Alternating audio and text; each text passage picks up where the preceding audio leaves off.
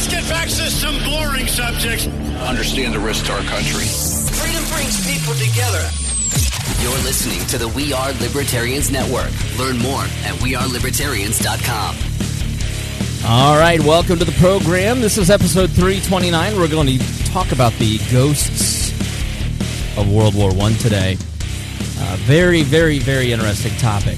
So stay tuned here on Sunday, November 18th for episode 329 of We Are Libertarians.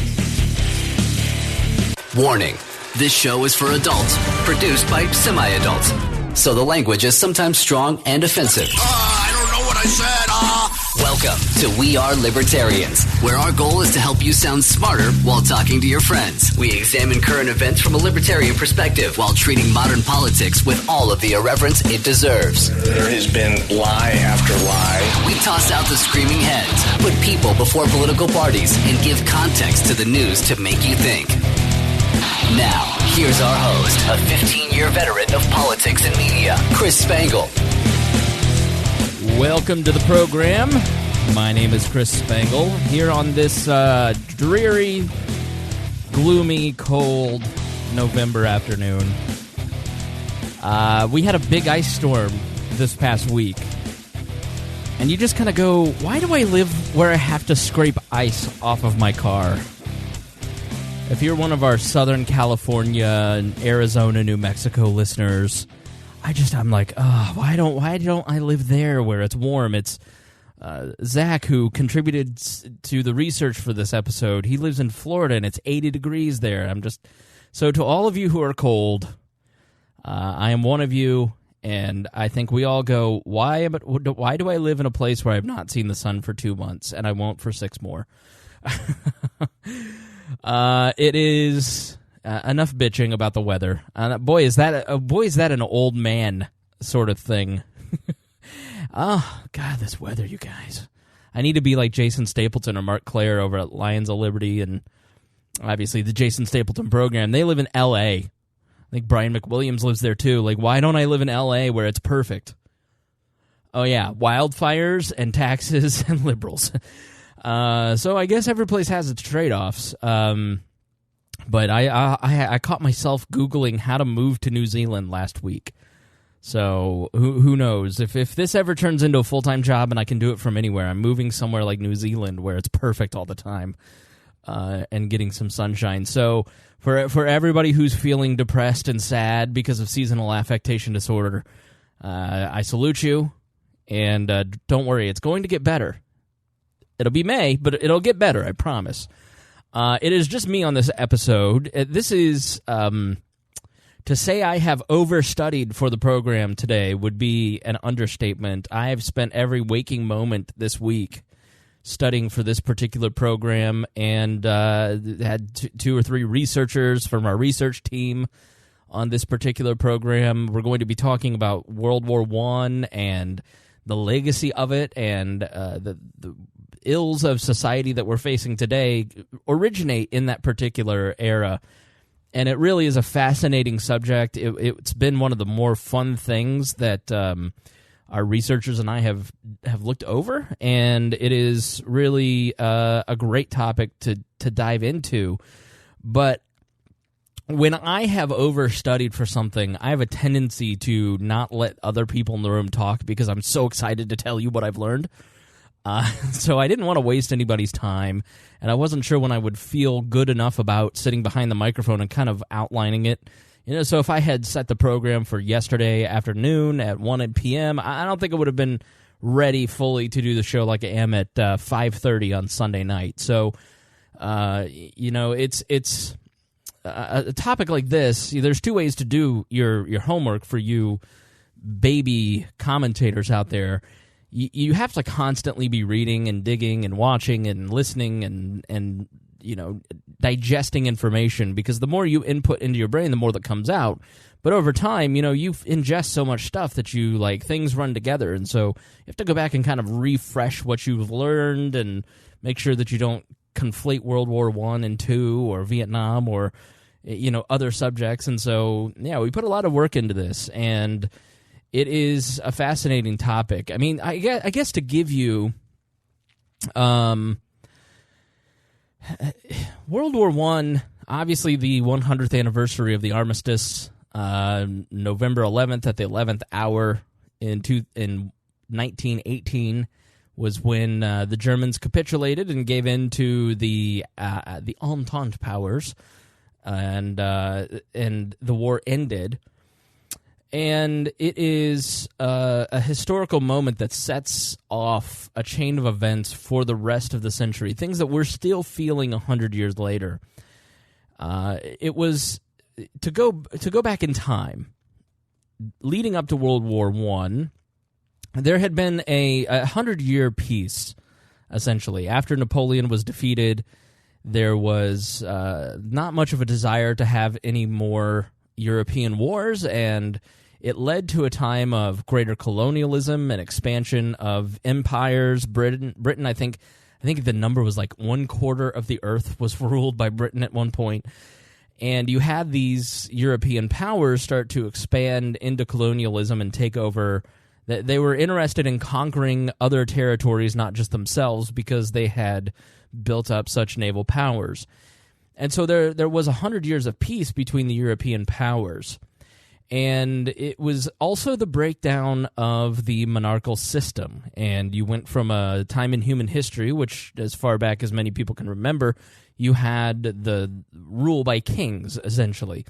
And in the 19th century, in the 1800s, for those of you who went to public school, you had the transition into more democratic forms of government. You had parliaments start to pop up, constitutions, for instance, in Austria-Hungary, started in the Austro-Hungarian Empire, popped up in Europe. And you see also socialism start to creep up. You see Marx and his ideas creep in, and as the oppressed start from the bottom, essentially the people who had been exploited by the elite, by the king and his court in many of these European countries, as they got a little more freedom, they were a little more ready to punish the people who had exploited them.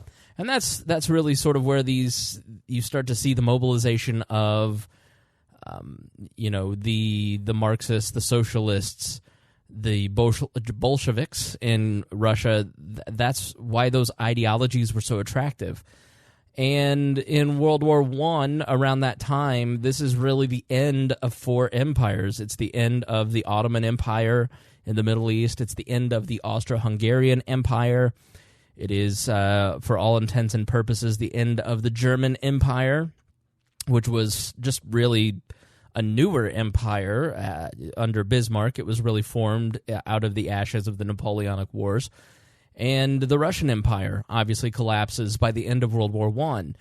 And so you see out of World War I crop up three ideologies that hadn't existed in human form before that really ruled the 20th century, or the 1900s, again, for those of you who went to public school. To go to that joke again. You had the communists, you had the fascists, and you had the liberal international order. Now, because many of us, or all of us, I would presume most of you listening, are in the West, in Western countries or America, but we may have several listeners who grew up under other systems. But the liberal international order is something that you may not be you're very familiar with it because you live under it, but you're much more familiar with fascism and communism. And the reason is that the countries who are under the banner of the liberal international order want you to see competition or enemies in the communist or fascist system, so you feel good about the state that you have, the state in which you live. And the liberal international order comes about after after World War I and really gets set in place after World War II. And it is the idea that democracies will not fight each other because democracies and capitalistic market-based systems, market-based countries, are not going to go to war because they're too interdependent on each other. And this is something that was championed by Woodrow Wilson, who is probably the most despicable president. We're going to talk about, if you've ever read Atlas Shrugged, like I talked about that last episode, like the world that Atlas Shrugged is set in, where the government is nationalizing things, that's the Woodrow Wilson administration, really, which we'll examine it towards the end of the program. But the international order comes out of that, and you have several different attempts to establish it. The League of Nations, the Peace Conference in 1928, the continued attempts to try to get Hitler to kowtow to the liberal order. And then after World War II, you see the institution of the United Nations, the Marshall Plan, and America essentially becomes the proliferator of democratic governments around the world. And what you have seen over the last few years is since the breakdown of the Soviet Union, where communism was up against the liberal international order, the LIO, the Leo, that's what I'll call it, Wilsonianism, you now have, well, basically the Americans and the European allies, they got a little too happy and a little too overconfident and eroded trust in the order. And so liberalism, as it is called in international diplomatic terms, is starting to see erosion. That's why you see people like the Fareed Zakarias of the world, the Madeleine Albrights of the world, constantly wringing their hands about nationalism and authoritarianism. And because it is a rejection of everything that they have tried to put together over their entire lifetime. And listen, there's good and bad things about the liberalization of diplomatic relations. Let's say you obviously have over the 20th century and 21st century, you have a rapid expansion of wealth. You have massive wealth expansion in places like India and in South America and in China and Asia as they move towards market economies away from communism and fascism. And it is a great time to be a human being. But there are also, you see stagnant economic growth here in the West.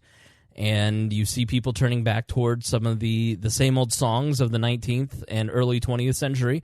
And it rightly concerns many people who believe in democracy. And, we're going to do a program at some point about the, liberalism is also called globalism, and globalists. So that may be the shortcut to help you kind of get up to speed here. At some point, we're going to do an episode here on the program where we talk about how libertarians are not nationalists and we're not globalists, we're not socialists, we're not communists. We have a completely different view of how the world ought to operate, and it's much more localist. It is much more individualist and much less driven by nations or global governance or ethnic groups. It is really about the definition of the individual, and so we check out of those systems. Essentially, we say, listen, these are fine. If we have to choose, we're obviously going to take more of the liberal order where you have democracies. There is some ability to play within the system. Here in America, for instance, I can do a podcast that is basically anti-government, and I am under no fear whatsoever of being cracked down on by the national, state, or federal governments. In fact, I'm friends with much of the local officials here, and there is freedom of speech and freedom of thought and freedom of assembly. And so, obviously it is a better system than fascism. But the liberal order that sprang out of World War II put America front and center as after World War I, during and after World War I, and World War II, America was essentially used as the granary for the world to feed it, and also the banking instrument to essentially give the capital to these countries to rebuild. And we also, after World War II, our government decided to take responsibility for protecting the world and using the American military might to ensure that, as Wilson said, the world is safe for democracy. And so what that has done is that has eventually stagnated our growth. It has stagnated our ability to do many different things. It has bred hatred for the United States around the world because we are essentially... the problem is there was the myth that America was the good guys and that they were neutral in interest. And they were not colonialists in the way that the British in the 1900s were. They're not exploiting local economies.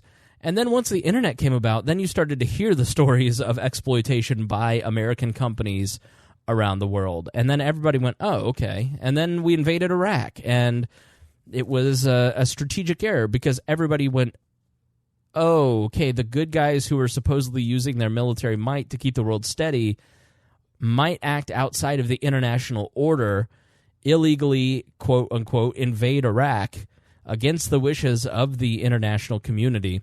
And that was really the beginning of the end of American predominance in the world stage. I mean, that was the beginning of the end. And then Barack Obama's administration checked out in a lot of ways and refused to do what like George H.W. Bush did, which is invade Syria. You know, he invaded Kuwait to keep the world order steady. And he made America more of a soft power. And then obviously there is Donald Trump, who is erratic, who is unpredictable, who is a little more authoritarian in presentation. He says nice things about dictators and then says mean things about members of the International Order Club. And it's a very confusing time. And so what you see as America starts to exit the stage, China starts to rise up, which I think is inevitable. There's a book by Graham Allison called Destined for War, where it talks about the Thucydides trap. As one great world power fades, another great world power rises. There is an inevitable conflict between the two. And so can China and America come to terms where they don't actually go to war? And the Thucydides trap is based on Sparta and Athens and their wars in ancient Greece. Now, so there is full-fledged panic in the Council on Foreign Relations, the Brookings Institution, the all of these organizations that were formed by members of the Wilson administration, the Wilson Center, the people who attend the Davos meetings and who make up the elite of people who put together this international order after the Soviet Union fell. And they are panicking because you see nationalists rise in America, and European parties are on the rise. Putin, obviously, China, Xi made himself the dictator there in South American countries, and it threatens all that they have worked to put together. Now, we're going to leave the debate on whether or not all that is good or not to another show, because what the purpose of this show is to kind of give you some background of the seeds that planted all of this. Not only did World War I plant the seeds for the liberal international order, but it also planted the seeds for nationalism here at home and the nationalizing of certain institutions. The FBI was essentially formed during World War I. J. Edgar Hoover, for instance, interrogated 500,000 German Americans. You had Herbert Hoover was basically in charge of the food supply here in America and the nationalization of many different industries. So we're going to talk a lot about that. I've got a great article from Ralph. I should have looked this up because he's an Austrian economist. He is one of the experts on World War I. And Marxism and history, and he is a great resource. He works or publishes through the Mises Institute. Ralph Ryko, I'm going to say Ryko, and I'm fully going to acknowledge that I did not look up her pronunciation. I should have, because he deserves more respect for that, because he's been instrumental. And he and I think it's Thule Hunt who Tom Woods had on his show recently.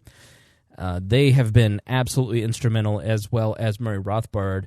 And our show notes for this are absolutely extraordinary. They're 25 pages long with tons of links and podcasts and videos and Netflix programs and articles and all kinds of great stuff that you can look up.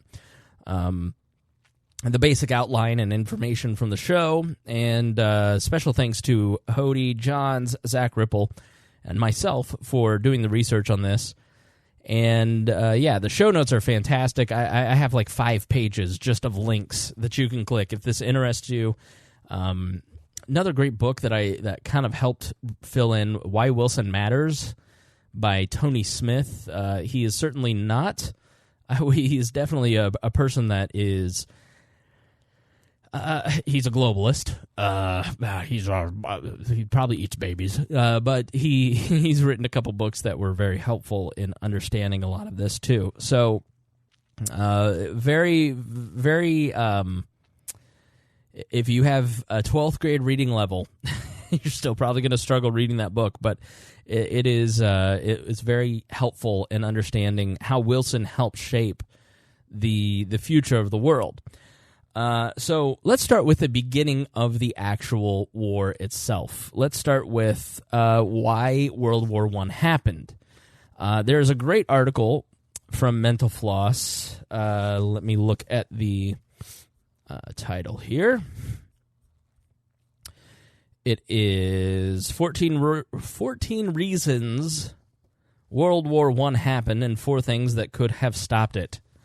Very good article, and that's going to kind of be the backbone of our commentary here for the lead up to World War I, because it gives many different explanations in one succinct article. I'm not going to just read the article to you, but it is a great resource.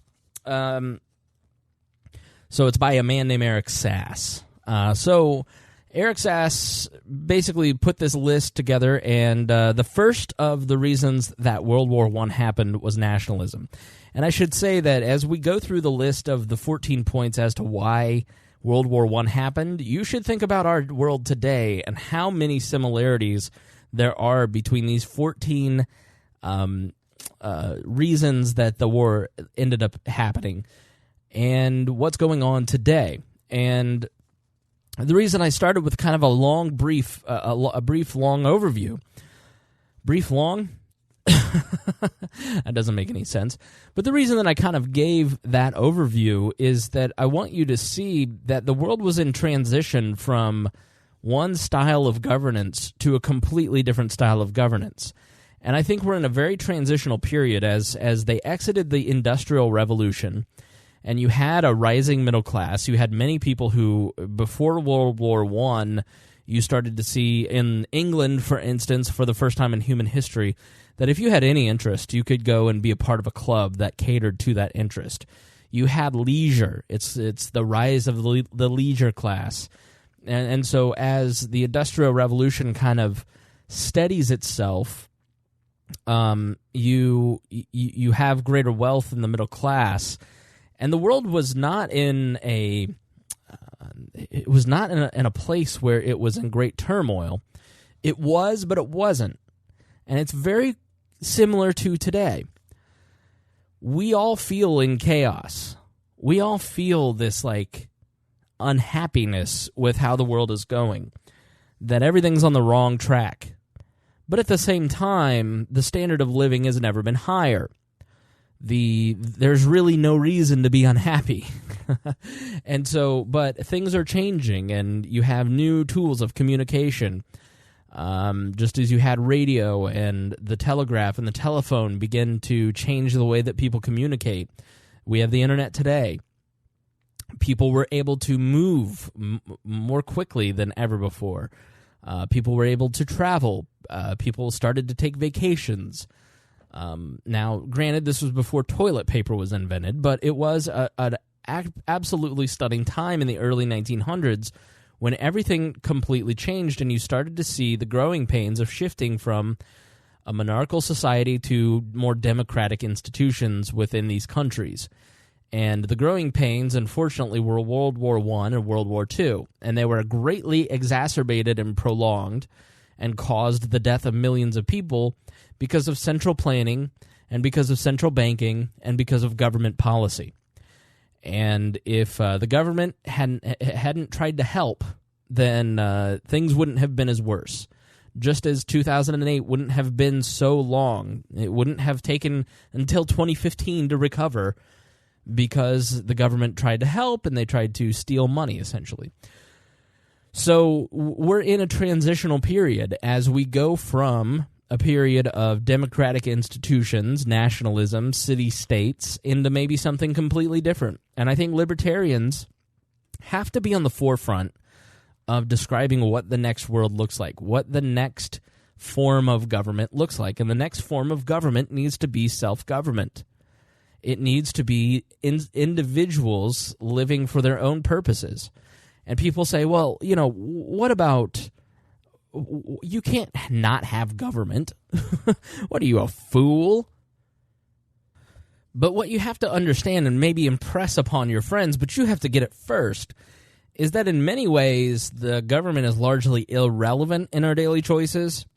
Now, we focus so much and almost make an idol of the government and hating it that we become consumed by it. We become transfixed by its power over us. But, we live in a libertarian state most of the time, and I think it's a great argument for converting people to a post-government way of thinking.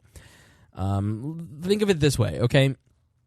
Do you not murder people, or do you not steal from people because of a law? I think most of us choose not to murder or steal because it actually violates our own conscience, and not because there's a law against it. It's just we wouldn't do that. It's not part of our values. Those who would murder have no regard for the law anyways, and in a libertarian society there would still be forms of punishment.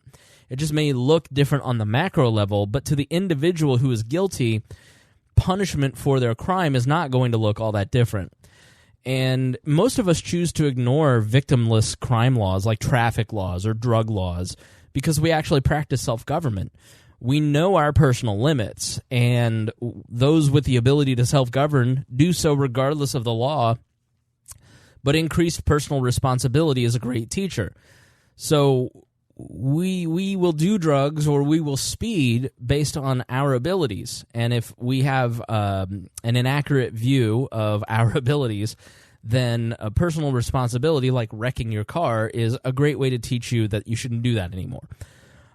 And people disregard those laws anyways. You disregard laws on speeding, or some disregard seatbelt laws, for instance. So how would services like fire and trash pickup be arranged, for instance, in a post-government society? Well, you have to think about it. Does the small business owner contact a government agency and ask for business plans or hiring suggestions or marketing advice? No. They see a problem and they organize a solution. They go and they seek out other individuals that can help solve the problems that they have. Like, I don't have enough capital, so they go to a banker, or they go to a staffing agency, or they go to a marketing firm, or they go to friends and family to help with some of those things. Individuals in a libertarian society actually network together solutions that will solve their immediate and long-term needs for their local community.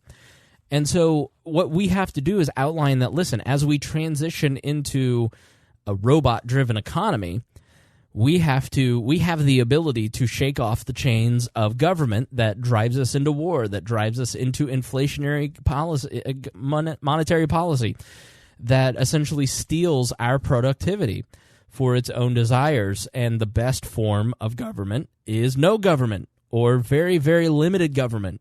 And well, that sounds scary. No, you have to realize that you already kind of exist in that state. And in a world where productivity is focused on, I don't want to say a life of pleasure, but a life of fulfilling your own desires as opposed to being a cog in a machine, is going to look very much different than the era governed by government. And so I think we have to be leaders in outlining what a world looks like in a post-government era. And it really comes down to our local communities making decisions for themselves and casting off these international orders or national institutions and saying, I'm going to focus on my local community. And I think many people will respond to that. And I think if you look at the results of this last election, people are looking for answers. They're looking for cheaper health care. They're looking for better economies. They're looking for solutions to their problems. And the Republicans and Democrats are not offering those solutions. And the Democrats are becoming a regional party for just urban areas. The Republicans are becoming a regional party for just rural areas. And the suburbs are really going to be where the battle is fought.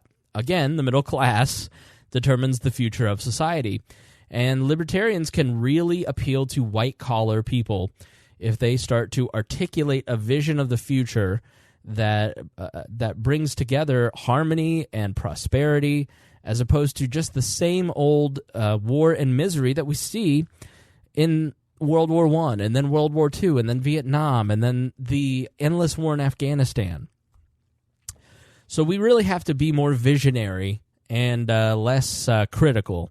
And I am as guilty as anyone else.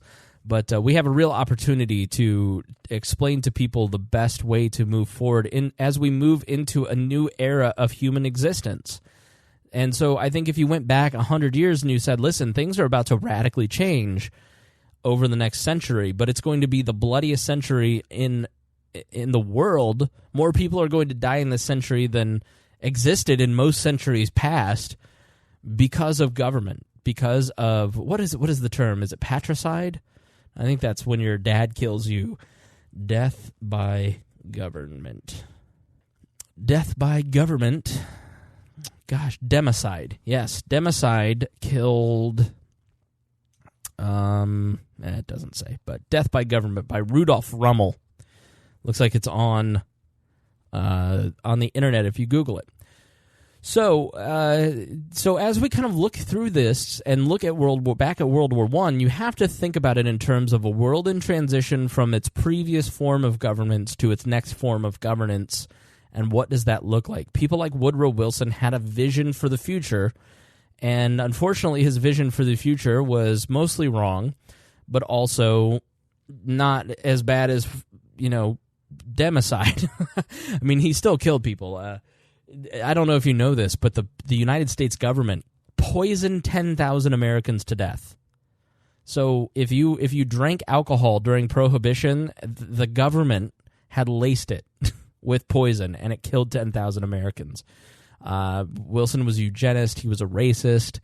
He was a very terrible person. But he had a vision for the future, and that spoke to people on some level. He was also incredibly arrogant. H.L. Mencken said that he's so pious that he considers himself the next in line if there ever becomes a vacancy in the Holy Trinity. So he was just insufferable, but he obviously had plans that he was able to institute. Even if not in his life, it eventually blossomed. So we have to be those visionaries, and I don't think we are a lot of times. I think we are more interested in fighting each other than we are actually articulating a vision for voters and for regular people to get back into voting. And I'm sorry, those of you who think that voting is violence, it's just not how. This is how change is made. So get involved. If you are. If you think, well, I think it's immoral, and I'm not going to participate in that system, then don't pay your taxes. That makes you a little hypocritical. Oh, but it's voluntary. Well, it's not. Yes, voting is voluntary, but isn't it a greater immorality if you pay your taxes and fund the actual death machine? So I'd like to see a little more. I'd like to see our radicals be a little more radical, to be honest. I'm not a radical person, but I'd like to see thousands of libertarians do tax protests. Don't pay your taxes, go to jail. Well, they'll just use the state violence against you. What better way for you to illustrate that the state is violence than for them to use it against thousands of libertarians? So if you're going to advocate radical positions, then live by it. We need more Cody Wilsons and less Chris Spangles. That's all I'm saying. So On to the 14 reasons why World War I happened. Nationalism is number one. And Eric Sass writes, in the medieval period, Christianity united Europeans across language and culture. But then the Reformation fractured the universal Catholic Church, and the Enlightenment undermined religion's hold on the collective imagination. Nationalism emerged to fill the spiritual void with an idea of community based, loosely, on shared language and ethnicity. So essentially, the unifying factor in society was religion at a certain point, and then it was replaced by language and ethnicity because they didn't have those societal institutions commanding as much weight as it did previously before. So religion was a uniting force in society, and then that broke down, and the state became the uniting force. And I think you kind of see that happening in society right now. You have societal institutions, for instance, like the family, or religious institutions breaking down, and you have community organizations aren't as prevalent. People aren't a member of local organizations like the Freemasons or the Lions Club. People don't go and do that stuff anymore, and I think that is largely being replaced by team sports. And so I think you see people being involved in fantasy football as a replacement for community, or politics. I mean, what are the two ways that if you came to town and you said, I'm new to town, I have no friends, what are some ways that I can meet some people? I don't want to go to a religious organization. Well, then I guess join a political organization.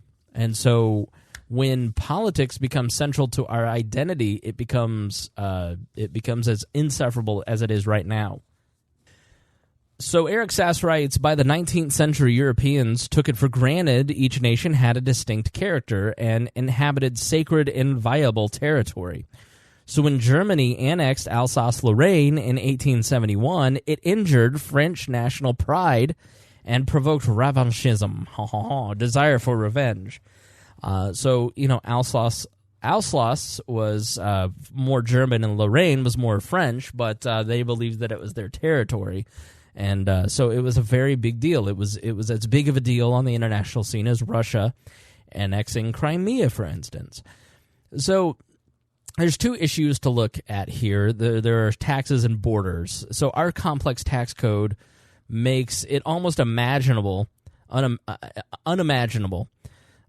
we would do well to remember that this complexity is quite modern. Alsace-Lorraine was an area full of both French and German citizens, but since taxes were not based on individual income, but instead based on importation fees, there was no need to make people in a certain region specify their nationality.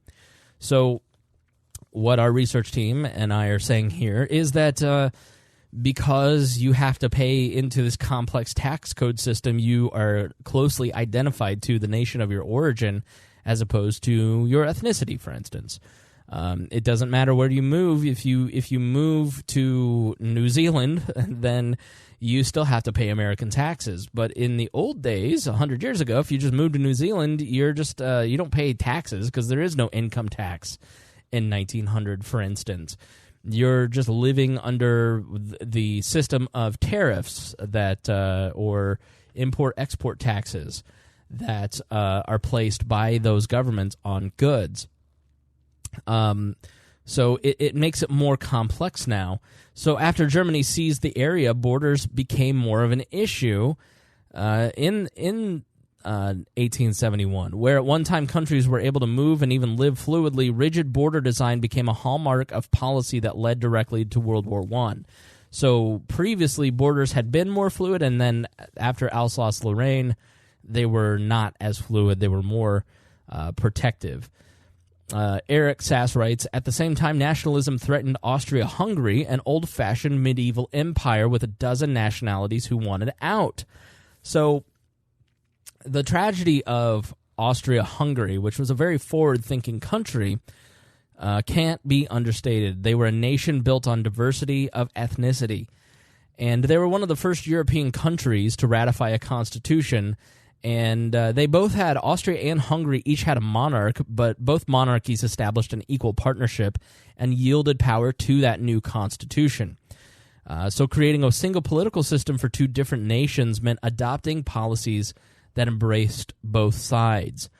And by granting rights to both sides and ratifying laws that protected each nation's ability to practice their different faiths, languages, and customs, they inadvertently created a place where many other smaller groups found themselves protected by law. So as a result, the country became home to a dozen other smaller nations, including Serbians, Croats, Jews. With each bringing a different set of customs and traditions to the table, Austria-Hungary became a hotbed for international trade and exchange. So for a brief moment, their collection of citizens had the highest standard in the world. And so diversity is a strength. And so you hear people like Hillary Clinton say, diversity is our strength. And it is a strength. It absolutely is a strength. It is a strength in every sense of the word. So one of the reasons that Argentinians are very beautiful people, for instance, is that they are a genetic mixture of Europeans and Africans and Asians and Indians from native South to South America. They are a blend of many different genetics, and so it creates taller, healthier people.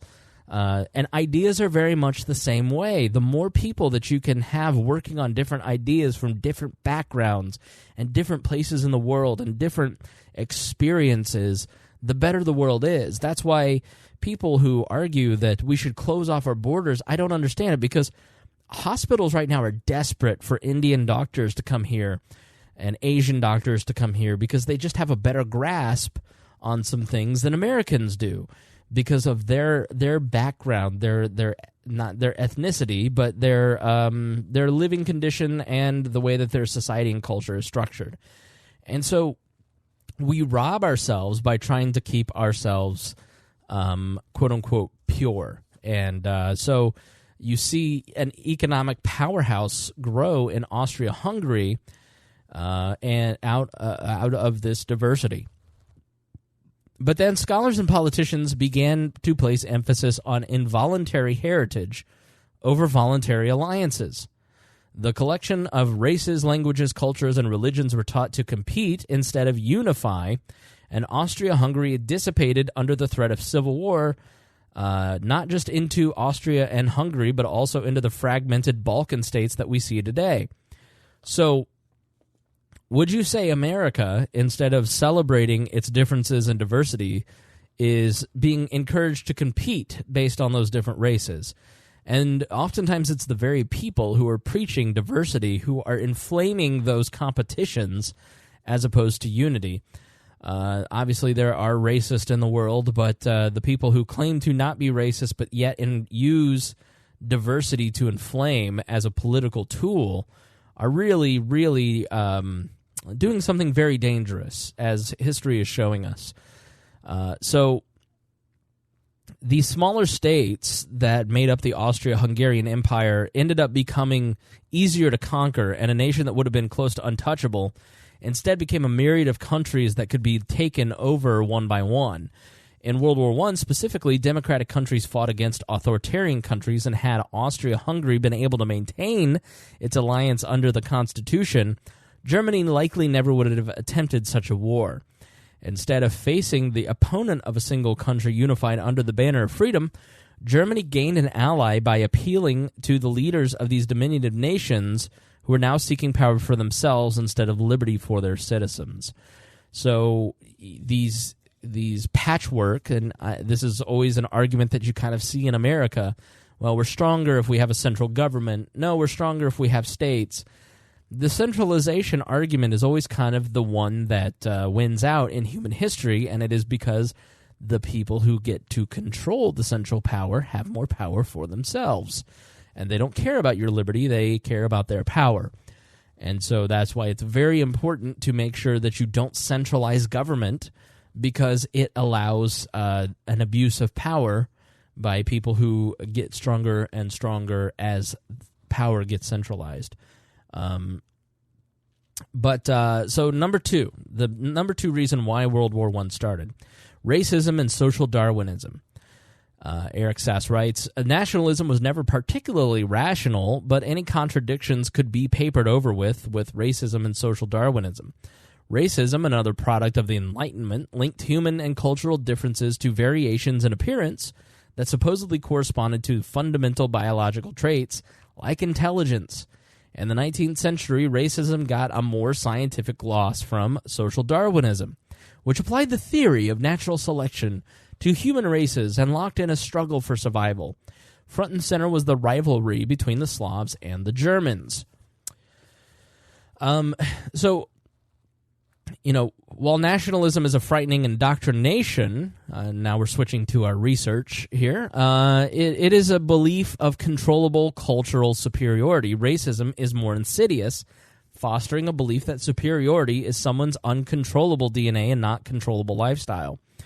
So the problem is that when you start separating people based on race and ethnicity, you're now dividing people who live within a border. And when you're fighting people who are, I am a Russian and I hate the Germans, well, at least you're united as Russians. But once you start dividing people based on ethnicity and race, then your neighbor becomes your enemy. And it really starts to weaken the foundations and fabric of your society.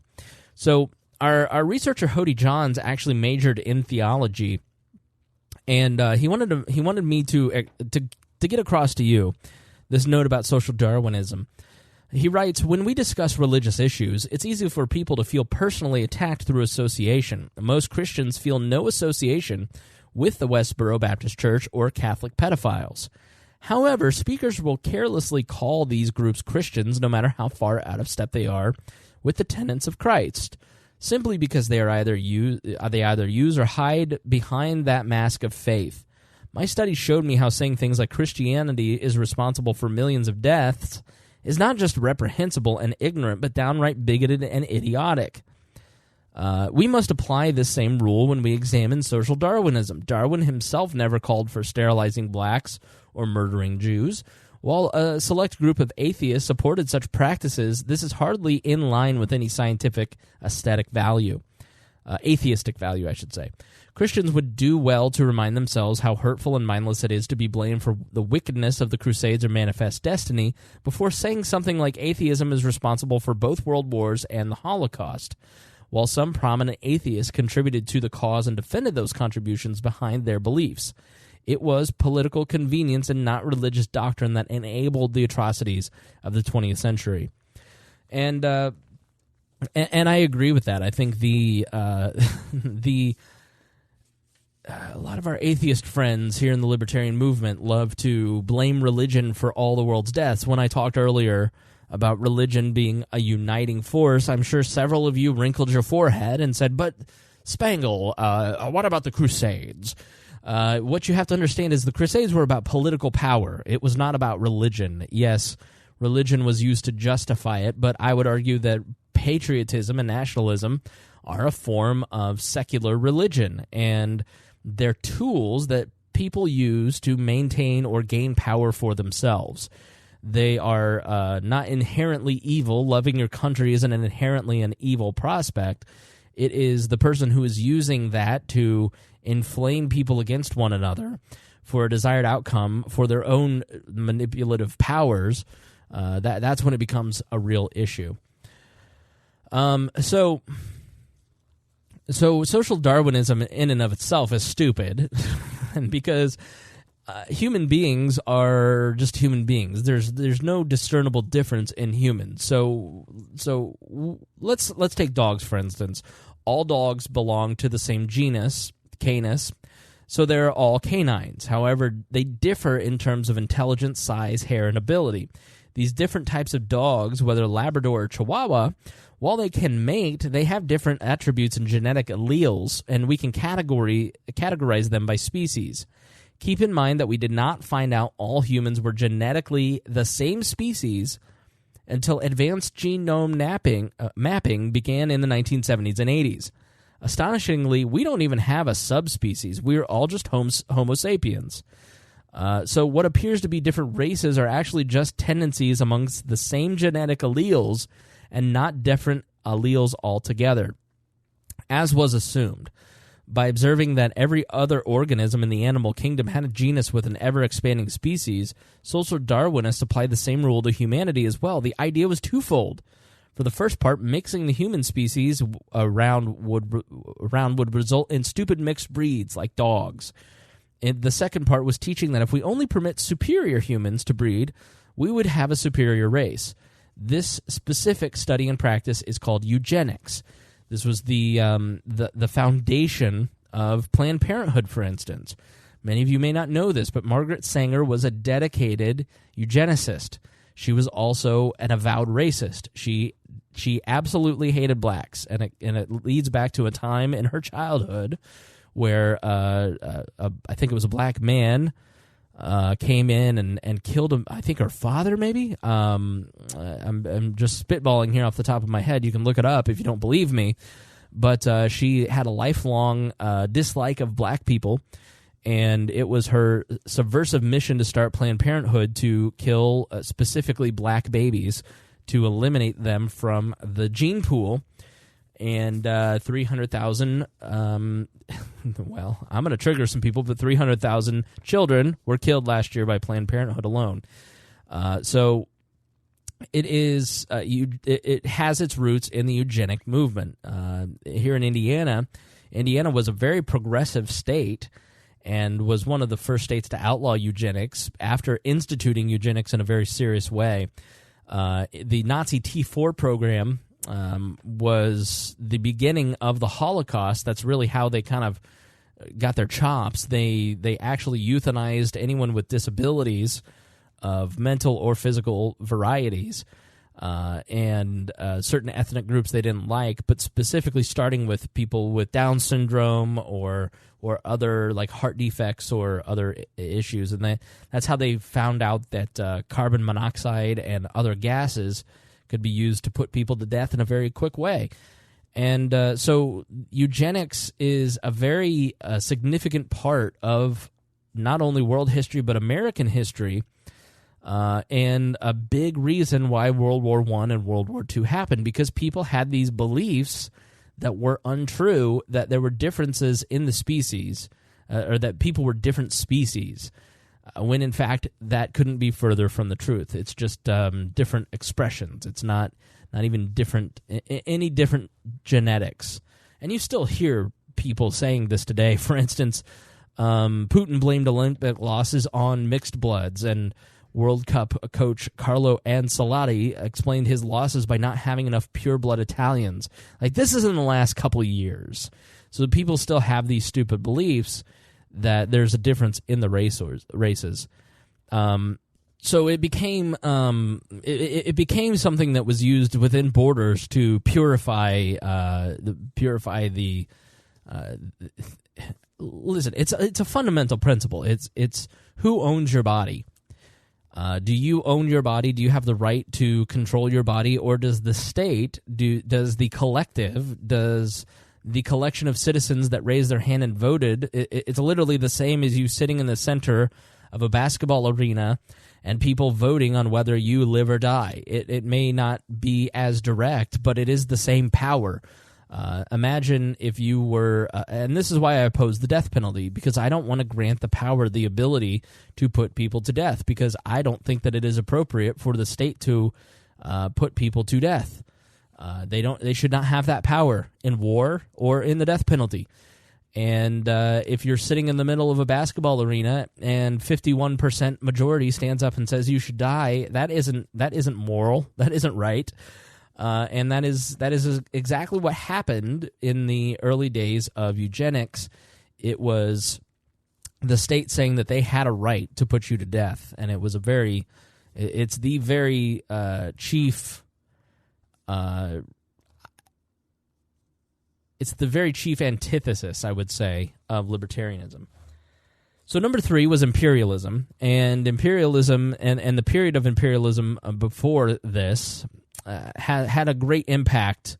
For instance, many of the colonial states that had been imperialized in Asia and South America, in Africa, turned to radical ideologies like fascism or communism in the 20th century because they had been exploited by the European powers, or, Japan in the case of Asia, for instance. But imperialism was a big reason. Eric Sass writes, the technological progress during the Renaissance and Enlightenment gave Europeans a big advantage over less advanced societies, enabling conquest and colonization around the world.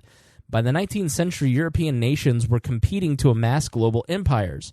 But Britain, France, and Russia had a head start on the latecomers like Germany, whose desire for a place in the sun was yet another source of conflict. And I would add in America to this as well. America started having imperial expansionism ideas in the late 1800s, early 1900s, Panama Canal, for instance, and the Puerto Rico, for instance. Why is Puerto Rico an American state? It's because we believed that anyone in the Western Hemisphere was our property. That's really the way that they looked at it.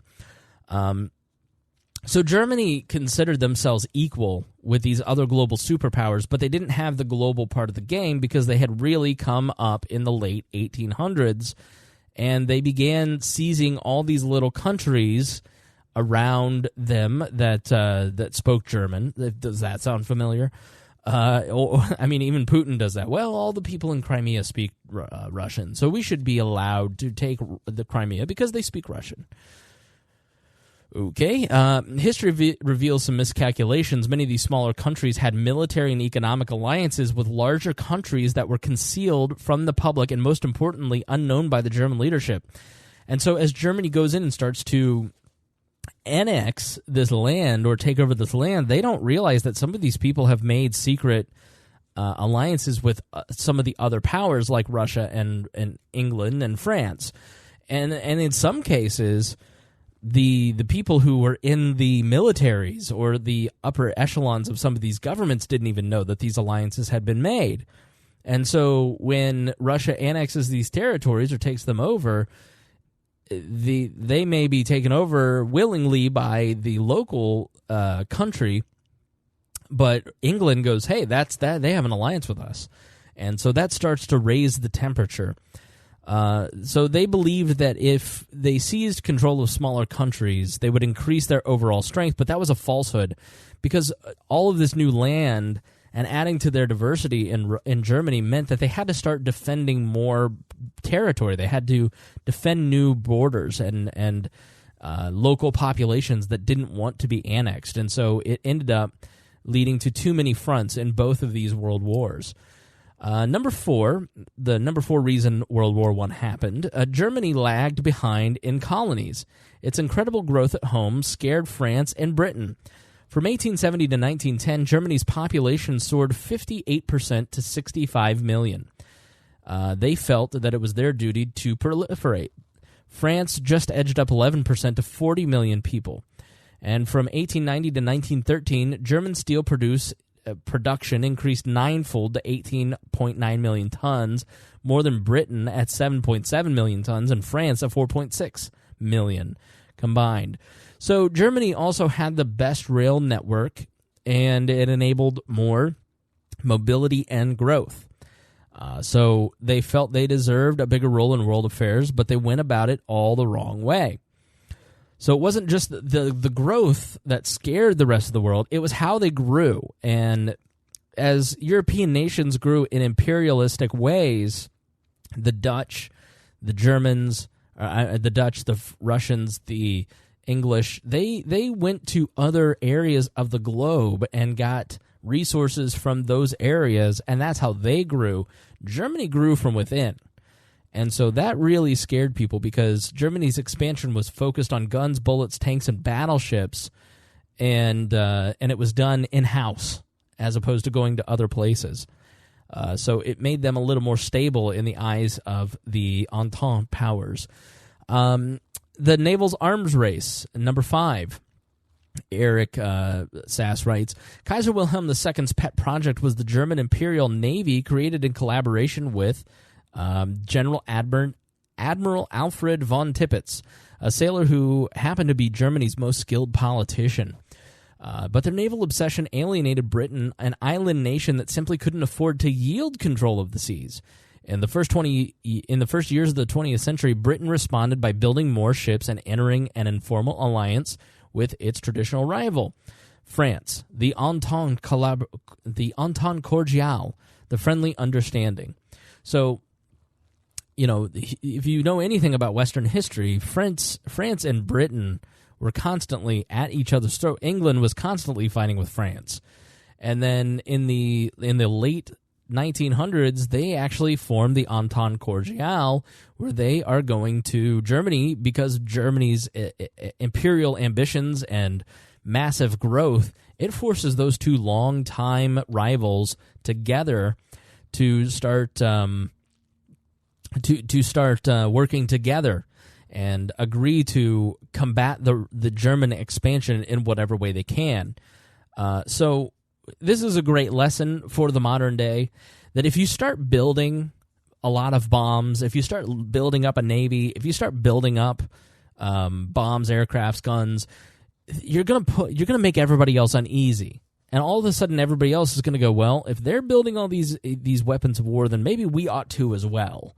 And so if you look at it and you go, okay, well, and this is happening in the world today. So America, for instance, competes against all of these different contracts with Saudi Arabia, for instance. They say, listen, we need to win this contract for American contractors, because if we don't, then the Russians or the Chinese are going to get it. And so what's happening now is not just us building up our own weapons infrastructure. We're trying to sell weapons to developing countries because we don't want the other guys to so we're arming these other sections of the world. So it's an important lesson that we have failed to see as we move along, that as you start to build up your arsenal, so does everybody else. Number 6, the Germans feared encirclement, and Eric Sass writes, even though it was Germany's own stupidity that caused Britain and France to pull closer together, the Entente Cordiale, on top of the Franco-Russian alliance of 1892, inspired Germans' fear of a conspiracy to encircle Germany.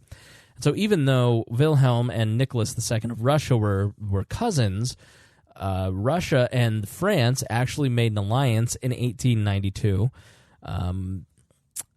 And so this made them, on both sides of their borders, it made the Germans afraid. So there was actually a scheduled meeting between Germany, France, and Britain to talk about scaling down each of their navies, so that a trade could continue. But Wilhelm II, the Kaiser of Germany, released a plan detailing a massive expansion, and it freaked out the British and the French so much that they did it in secret. They held the meeting in secret without Germany there, and doubled their efforts to eventually start expanding their military. And so, because Germany tried to look too tough, too over the top, it ended up backfiring. And Germany they ended up having to carry out the military expansion because they couldn't say, well, we were just kidding. So they actually had to follow through, which used a ton of resources that wasn't expected at that particular time. And it made France and Britain go to Russia and say, hey, there's a serious threat with Germany here. Do you have our back if anything happens? And Russia said, of course.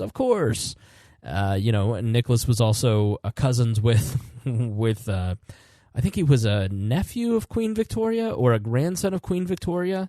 I don't think that Queen Victoria was not the queen at that time. I think she had passed away, but Nicholas in Russia, the king, who was king during World War I. Let me look this up. Let me give you information instead of guessing. King of Britain during World War I. King George V, yes. And so his father was King Edward II. And let's see here. So, yes, they were all related to Queen Victoria. Queen Victoria was King George V's grandmother. And he was related to, and they all look alike. Kaiser Wilhelm looks like Tsar Nicholas II, who looks like King George. But that didn't really matter. So they actually started, Russia had ambitions of moving down into the Balkans and taking over those territories. They all had designs on the Ottoman Empire because they knew that was on its last legs. Russia had actually lost some territory in a war with Italy that they wanted back. I think involved Africa as well. And so Italy was playing both sides in this because they were like, we know we're going to get carved up by somebody here. So the Germans, because they're feared of being encircled, they start building up arms, and then that leads to number 7, an arms race on land. So the paranoia in Germany now pits Austria-Hungary, now under German occupation, against France. Russia and Britain, later Italy got sucked into it too. So from 1910 to 1913, the expenditures by Europe's great powers increased 1.67 billion to 2.15 billion in U.S. dollars today. So it prompted both sides to wonder, would it be better just to fight now before the enemies grew even stronger? The Archduke Ferdinand is kind of credited as the beginning of World War I, but it's a small event. It is a very tiny event. And so the Archduke Ferdinand was Austrian royalty, and he was a low-ranking member of the family. He had no real power except the reputation of his title, and he was killed by an obscure non-state-sponsored terrorist in Serbia. Although there was some government backing, which is why I think it's the Croats didn't want anybody snooping, or the Serbs didn't want anybody snooping around because they did have something to do with it. But it was still a very small thing, and somehow this cost the lives of millions in America, Britain, Germany, and Russia. The problem is the weaponry growing in the weaponry that began to build up. In previous times, you had these gentlemanly wars. Think of the American Revolution, where you have the redcoats on one side, the Americans on the other, and then shoot and they fire. And that's gentlemanly war. That's how it happened during the Napoleonic Wars. But you have rifles and cannons. Now you've got machine guns and much, much bigger cannons. And this weaponry is growing more devastating in its ability and in its size and scope. And you have numbers of population rapidly increasing, and it becomes clear to some that war was going to happen, and brutality might be assuaged if the war was fought over something of minor significance rather than waiting for something of major significance to happen. And so people actively thought in these governments that maybe we ought to just have a small war over something stupid and kind of release the tension, release the pressure valve. And unfortunately, you can't just do that. I should also go back to to the idea of, the Germans. The Americans, Donald Trump specifically, have recently said that they don't want to go into talks over nuclear weapons, and you should do that. You should definitely do that. Part of what the international order gets credit for is really attributed, which really should be attributed to nuclear weapons, is the 75 years of peace. So after, which wasn't even realistic. I mean, because America has been involved in Korea, Vietnam, several South American wars, 2 Iraq wars, Afghanistan. That's 7 that I'm counting off the top of my head here. But the international order gets credit for this long period of peace, and without it, it wouldn't be as peaceful. No, it's because people have nuclear weapons. That's what made the Cold War a somewhat Cold War. Despite many people dying because of the domino theory and because of territorial expansion and trying to fight by the communists and the Americans and the Allies trying to fight that expansion in Korea and Vietnam, for instance. But the real reason that there was never any kind of massive world war is because everybody has nuclear weapons. It has nothing to do with the national order and the UN and all these fantasies, that these fairy tales that the Fareed Zakarias of the world tell themselves at Davos. It's because nobody wants to nuke each other. And so, yeah, we want to end nuclear war. We want to end nuclear warheads, but also at the same time, it's kind of like it's kind of kept us from slipping into a world war. But we do have weapons that could absolutely end humanity in a single day, and that is kind of a stupid thing to have laying around. Yeah, so the Americans are wishy-washy on having talks about nuclear weapons. And so there's another little repeat of history where Germany, Donald Trump says we're going to build way more nuclear weapons, and then we're not going to attend this conference on nuclear proliferation. And so Germany and the Europeans have it without us. Okay, well then that's not good, guys. So take these lessons of history. Another factor, number 8, in why World War I happened was Russian growth. So as Eric Sass writes, just as Germany's economic expansion scared Britain and France, a few years later, Russia's rapid growth terrified Germany and Austria-Hungary. From 1900 to 1913, industrialization sent Russia's gross national product rocketing 55%. Can you imagine 55% growth in a decade? To $388 billion in today's U.S. dollars. Over the same period of its population soared 26% to 168 million. More than Germany and Austria-Hungary combined. In July 1914, the German philosopher Kurt Reisler, a close friend of Chancellor Bethmann Hollweg, wrote gloomily, "The future belongs to Russia." So there's a parallel here with China. At 1913, it looked like you had the Germans saying the future belongs to Russia because of their population growth, their exploding economy. The Russians are the absolute future. And then within 4 years, the populations of those countries topple that particular government. And so we hear all this talk about how powerful Japan is in the 1980s and how they're going to overtake the Americans. And then now they've had stagflation for 30 years, and they're a power, but not what they were. In China, you have a massive amount of growth taking place, and everyone's saying the future belongs to China.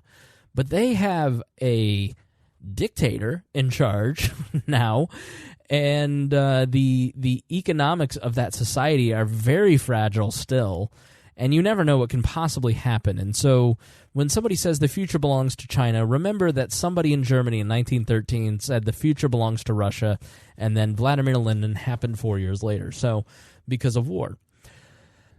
When you look at this, social Darwinism and the responsibility of proliferation took a stronger hold on Russia than any of the rest of Europe, as evidenced by the numbers.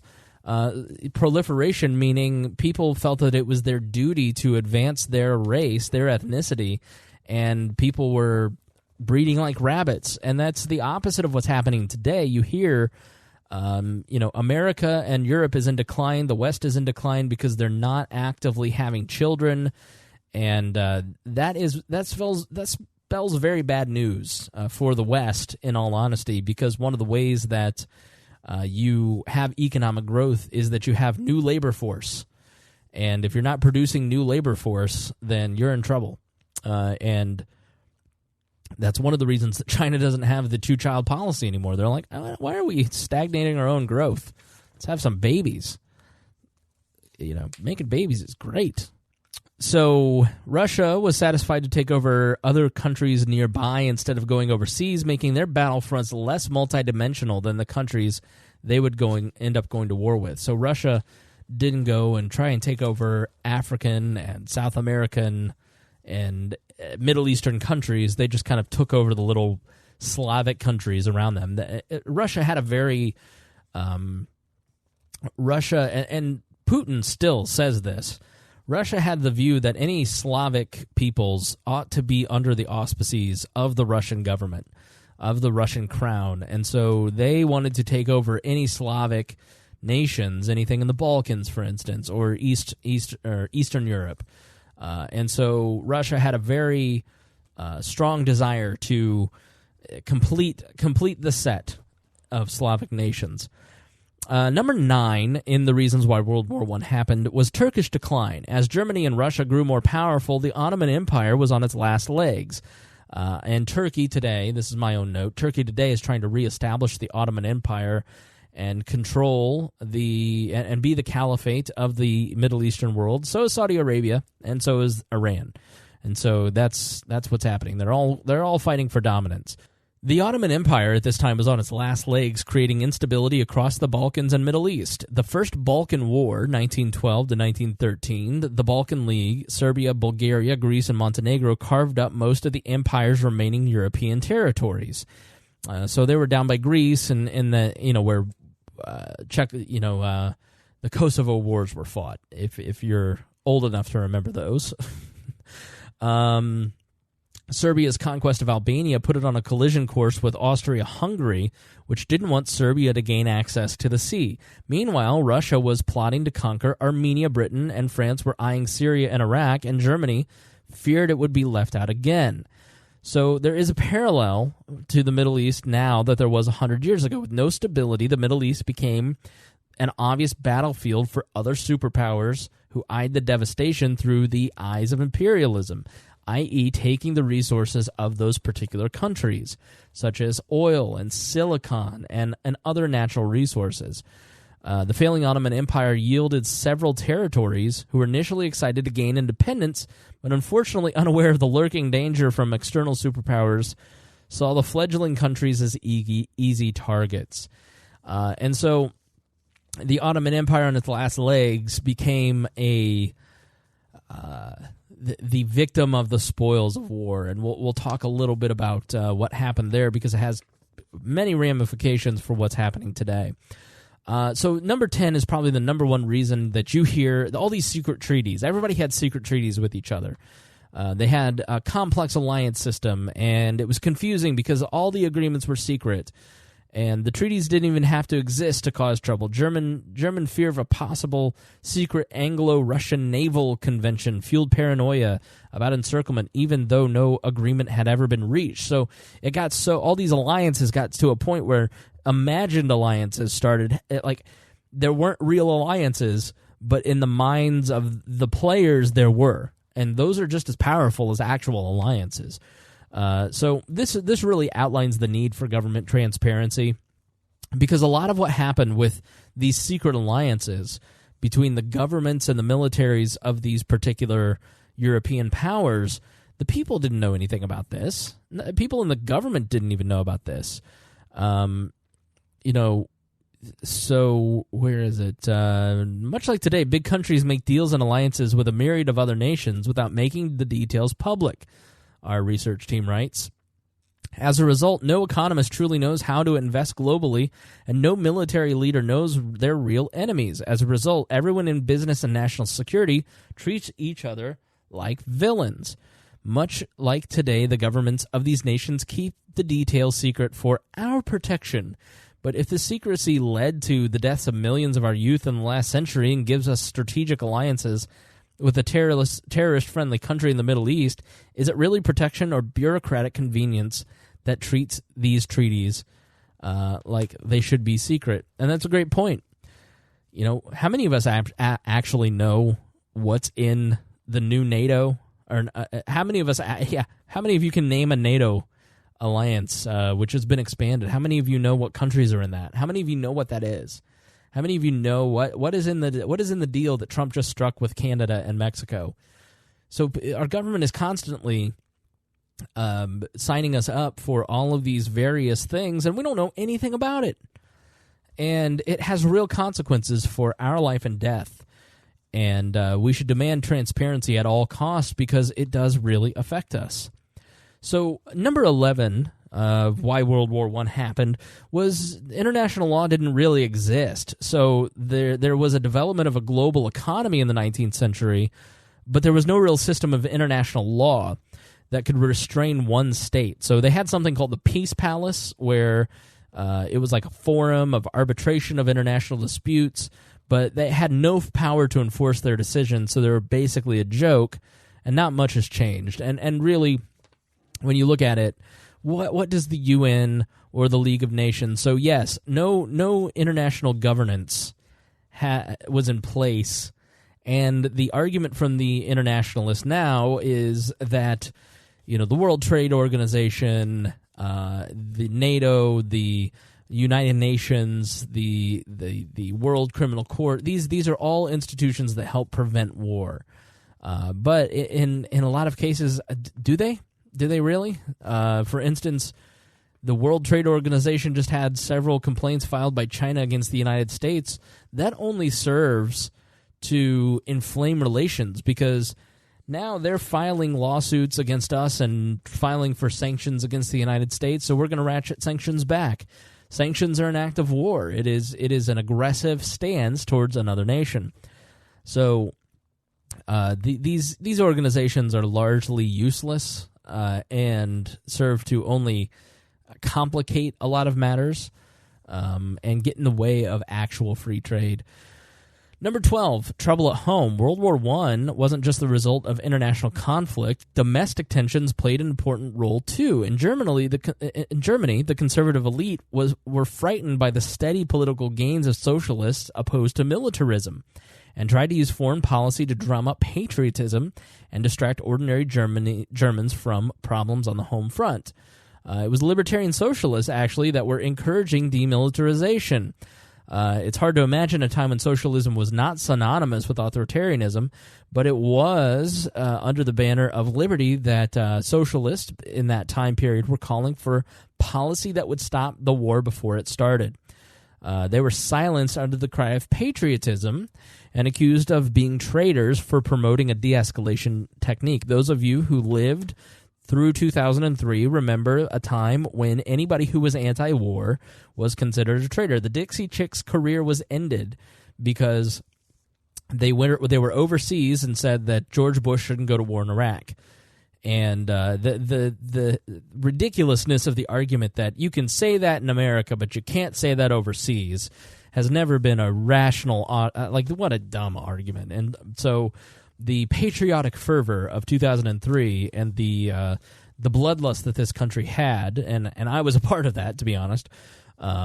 Actually, next week is the 15th anniversary of the time that I held a pro-war rally because I was a good little neocon. Listen, we all do things in college we aren't proud of, but it was anybody who was anti-war was silenced under patriotism, and that's one of the harmful effects of the term patriotism, of the ideology of patriotism and nationalism, which I don't see a lot of difference between those two. It is a tool to silence people who dissent from the government's position. So we have to be careful about those terms. Now, as I told you, Russia embraced the Pan-Slavism, where they were basically going to be in control of all Slavs. And this is more about racism. It's associating a group of people with a set ideals. It was rumored that Slavs were incapable of thinking otherwise. Their wrong ideas in these countries attributed to them that they were a lower rung on the evolutionary state. You saw this with Hitler in Germany. He would do whatever he wanted to Russians because they were less than. They were not Aryans. So by appealing to the majority who believed they were in a higher evolutionary state, they threw out the ideas the Romanov minorities had, and among the ideals, a hope for peace. So number 13 is part of probably the biggest factor, but also the hardest to understand. Number 13 is, in the 19th century, it became common practice for Europe's great powers to draw up detailed war plans in order to getting caught underprepared. These plans focused on logistics, especially the use of railroads to deploy armies. Germany's Schlieffen Plan, for instance, is a classic example of if, for some reason, one of these treaties are triggered, then the Germans would immediately hammer through Belgium into France and move on Paris and beat the crap out of them. And once mobilization begins, your enemies were bound to respond in kind, so there was no way to stop the cycle of escalation without leaving yourself vulnerable. There was no flexibility because of the age and the prehistoric nature of human movement and communication.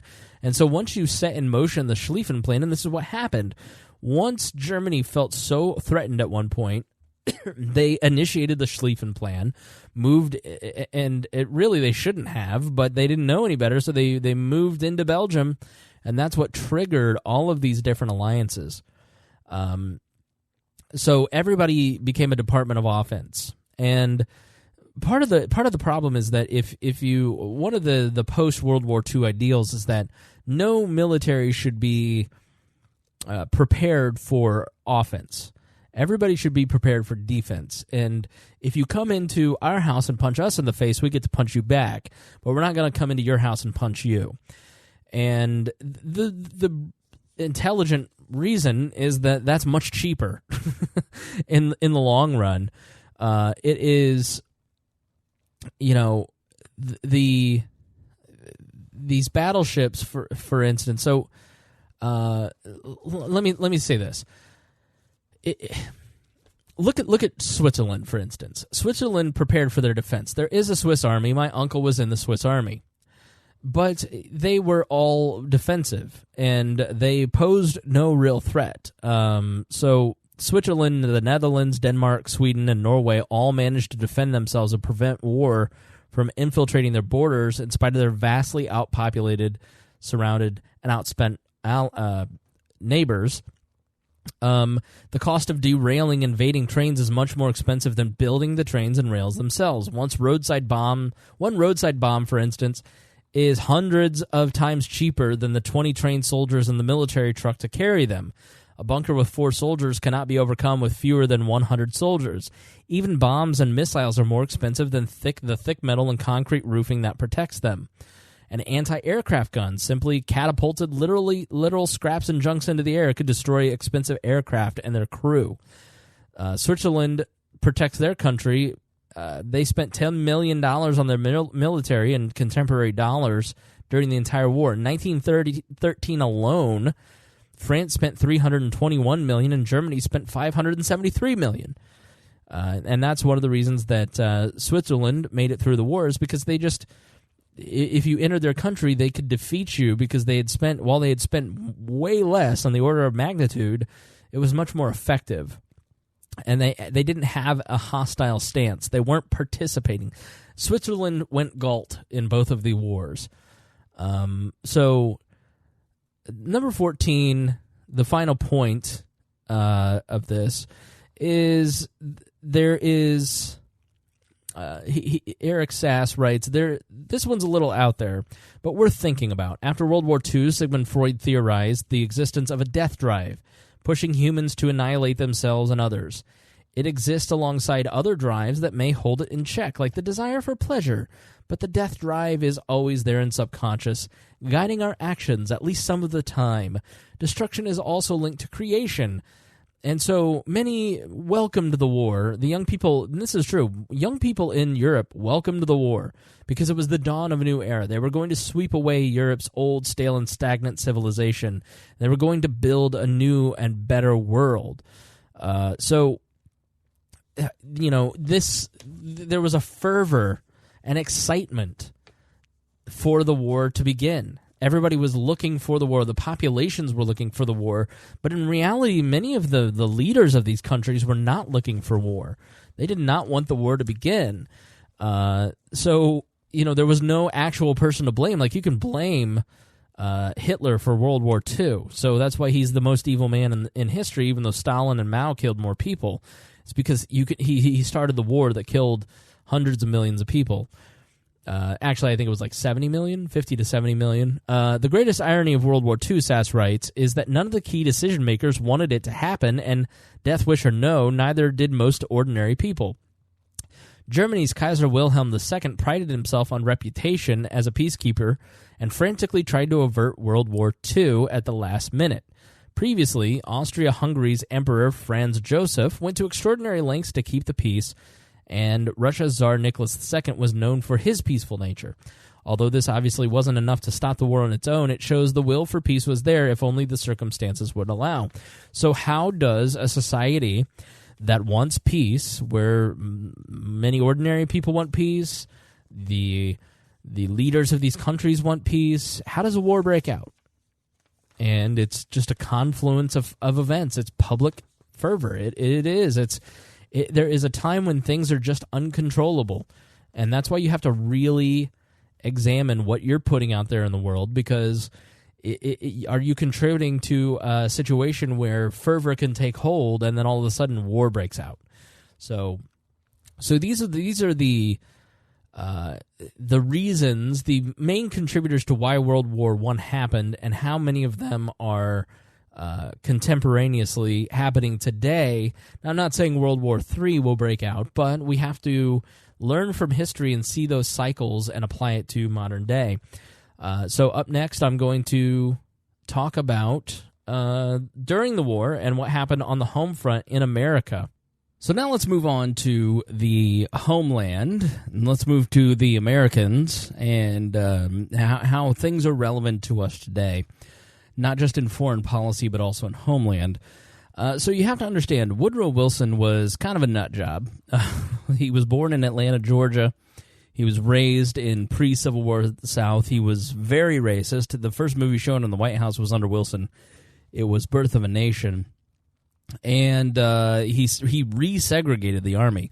So during Reconstruction, you had the first African-American senators and House reps in the South elected. And then things clamped down, and things got much worse. And Woodrow Wilson was very much he was more, in some ways, more European than he was American.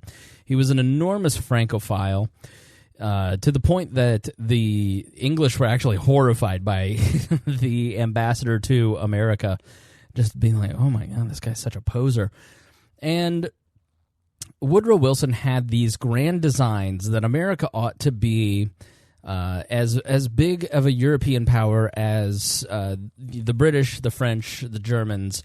And what you have to understand is that America was still very young. I mean, 100 years old, and not really a player on the world stage, because, in the founding, you had very little desire to get involved in European affairs. I think it's the Washington Doctrine, but George Washington basically said, let's not get into entangling alliances. Let's not get involved in European affairs. This does not involve us. And that was the modus operandi for much of the Republic, with the exception of a few things like the Barbary Pirates. And, excuse me, woo, I just ate dinner. I took a pause there, and now I'm fighting the cat.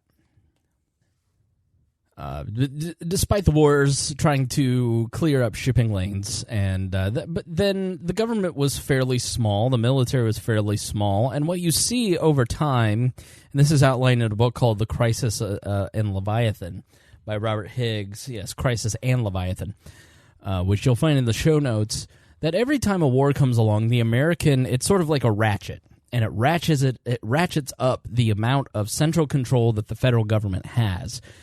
So, for instance, the War of 1812, when there's a war between the British and the Americans, that's when the standing army basically gets created and a navy is formed. And then you have reformers. As much as we might not like to think of Andrew Jackson in any positive light, usually, he did end the central bank and pay down a lot of the debt. And so by the 1840s, there was really no debt. There was very little militarism. It was a very free society. There were very few taxes, some tariffs. And then the Civil War comes along, and then this is another ratchet up of the central government's power. You see Lincoln just become, as much as Lincoln is revered, you have to sit there and go, okay, the Constitution was designed with a separation in mind, that if people could dissolve their participation in the Union if they wanted. And so Lincoln is revered for saving the Union, and I always kind of sit there and go, why? If those states wanted to leave, then isn't it a little propagandistic to honor someone for saving the United States government when in reality the U.S. government would have gone on just without half the states, although it would have been much harder, but it would have eventually come back around. But Lincoln essentially invaded the South. He was every bit as tyrannical as Woodrow Wilson. He jailed journalists who wrote against the war. He had soldiers arresting American citizens. So suspending habeas corpus, he was a big proponent of expanding the federal powers to save the Union. And once you kind of ratchet stuff up, things can kind of go back a little bit, but they never really are quite the same. And so once the federal government grabbed these powers, then they never really let them go.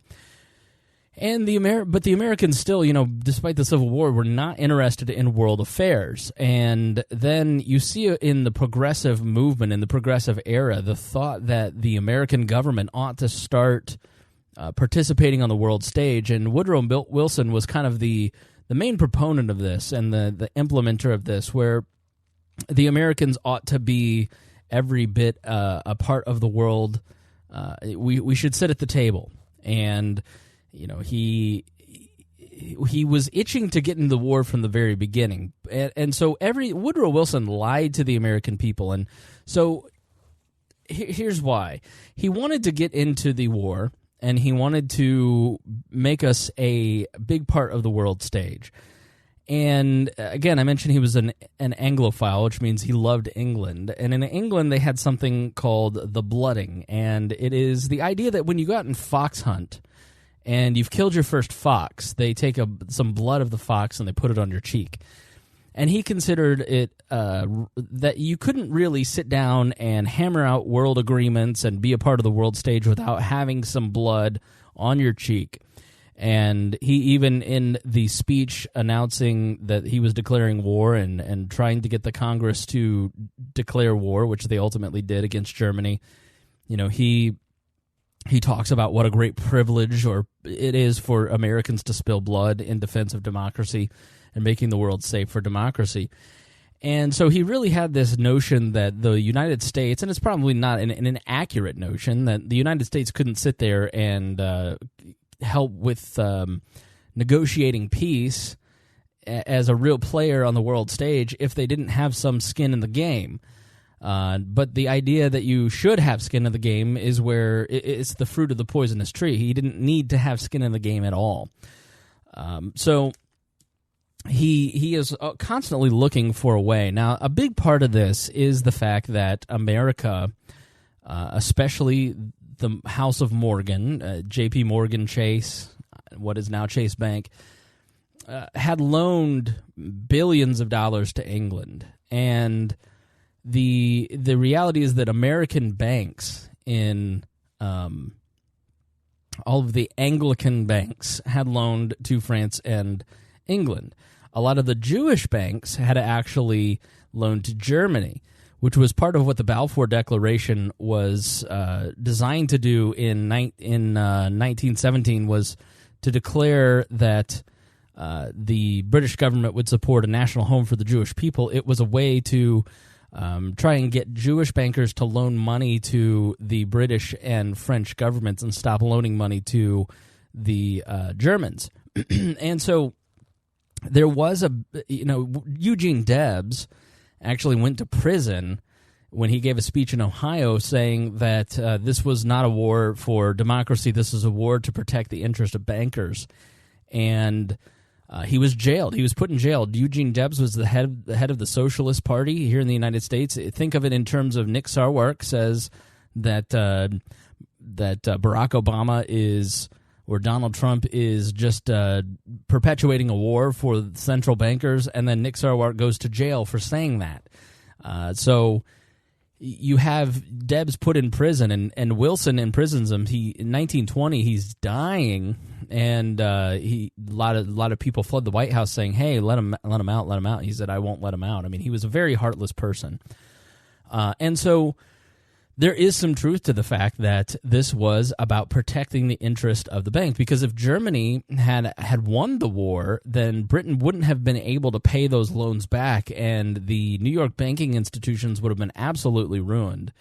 And so many of the House of Morgan agents, the people who moved between the central banks and the government, were very, including one of Wilson's top advisors, I want to say Hunt, but I don't think that's correct, so I shouldn't have said that. But his chief of staff was tied to the House of Morgan, to the Morgan banking system, and so this is especially Murray Rothbard did a great talk, which is in the show notes, about how Woodrow Wilson pushed the American people into the war to protect American banking institutions because there was a lot of upside for Americans.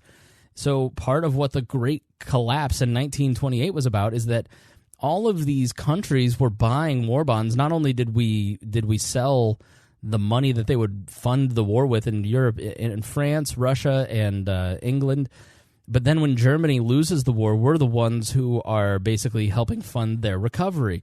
And so capital is flooding the banking system. And there are massive drives for war bonds in the lead up to the war. Charlie Chaplin would go out with many other celebrities and sell war bonds. There was actually a period where they were keeping tabs on people in certain towns who was not buying war bonds. And if Germans didn't buy enough war bonds, then they would be beaten. There was, because what you have to understand, this is a very, I'm in Indianapolis, this is a very German town. Cincinnati, St. Louis, these are very German towns. There was a large population of German immigrants who were here. My family was all part of that at the time down in Freelandville, Indiana, where my dad's family is from, where I will visit on Saturday for Thanksgiving. The town didn't even speak English. They just spoke German. My great-great-grandfather was born just a couple of years before the war, and he was raised speaking German. So you had these towns that just didn't speak English. So it was not a country that was very Anglo-centric. And so when the war actually broke out, reading a lot about H.L. Mencken, who was German descendant, he was very pro-Germany, even though he was like a fourth-generation German-American. But he was he got letters. The Kaiser had written him a couple letters and thanking him for his support. So he was a very influential commentator in the 1900s, 1920s, 1930s, and one of the first people to really coin the term libertarian. And he had very pro-German sympathies. And it was not here in America. It was very split. You had more of the elites who were behind England and France because they had financial interests, but many of the American people had pro-German sympathies because of their heritage. And so in an effort to get the Americans to mobilize against Germany, they had to, the Wilson administration just mobilized a large-scale propaganda effort. Now, the term propaganda, I heard someone say that it was originated in this time. It was not. The term propaganda goes back to the early days of the Reformation, and the Catholic Church started an office with the term propaganda in an effort to put out basically to say these Lutherans are all fake news. So propaganda as a term and as a concept of public relations really has its originations in the Reformation. And it really makes sense because before the Reformation in Western society, you had very top-down command societies. Whatever the top said is what you believed, and if you didn't believe that or at least give allegiance to it, then you would be put in jail or you'd be beaten. And so once every country starts to liberalize in the West in the 19th century and 20th century, the demand for PR in a democracy becomes much greater. And so managing public opinion becomes much more of an industry in this time period because you no longer can command that people just believe a certain way. If you need, as a government, the people to do something or to believe something, you can't just put a gun to their head. You have to persuade them through the use of propaganda.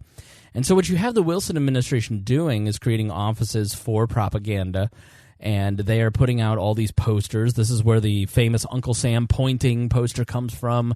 And very aggressive anti-German messaging in newspapers, in posters, in messaging up until and through the war. And so you have all these Germans in this country who are sitting here going, "Wow, I'm with the Germans. I grew up in Germany. It just doesn't make sense that German soldiers would be tossing babies from bayonet to bayonet." But it's here in the newspaper. So, and you actually have a lot of anti-German sentiment. German newspapers closed down.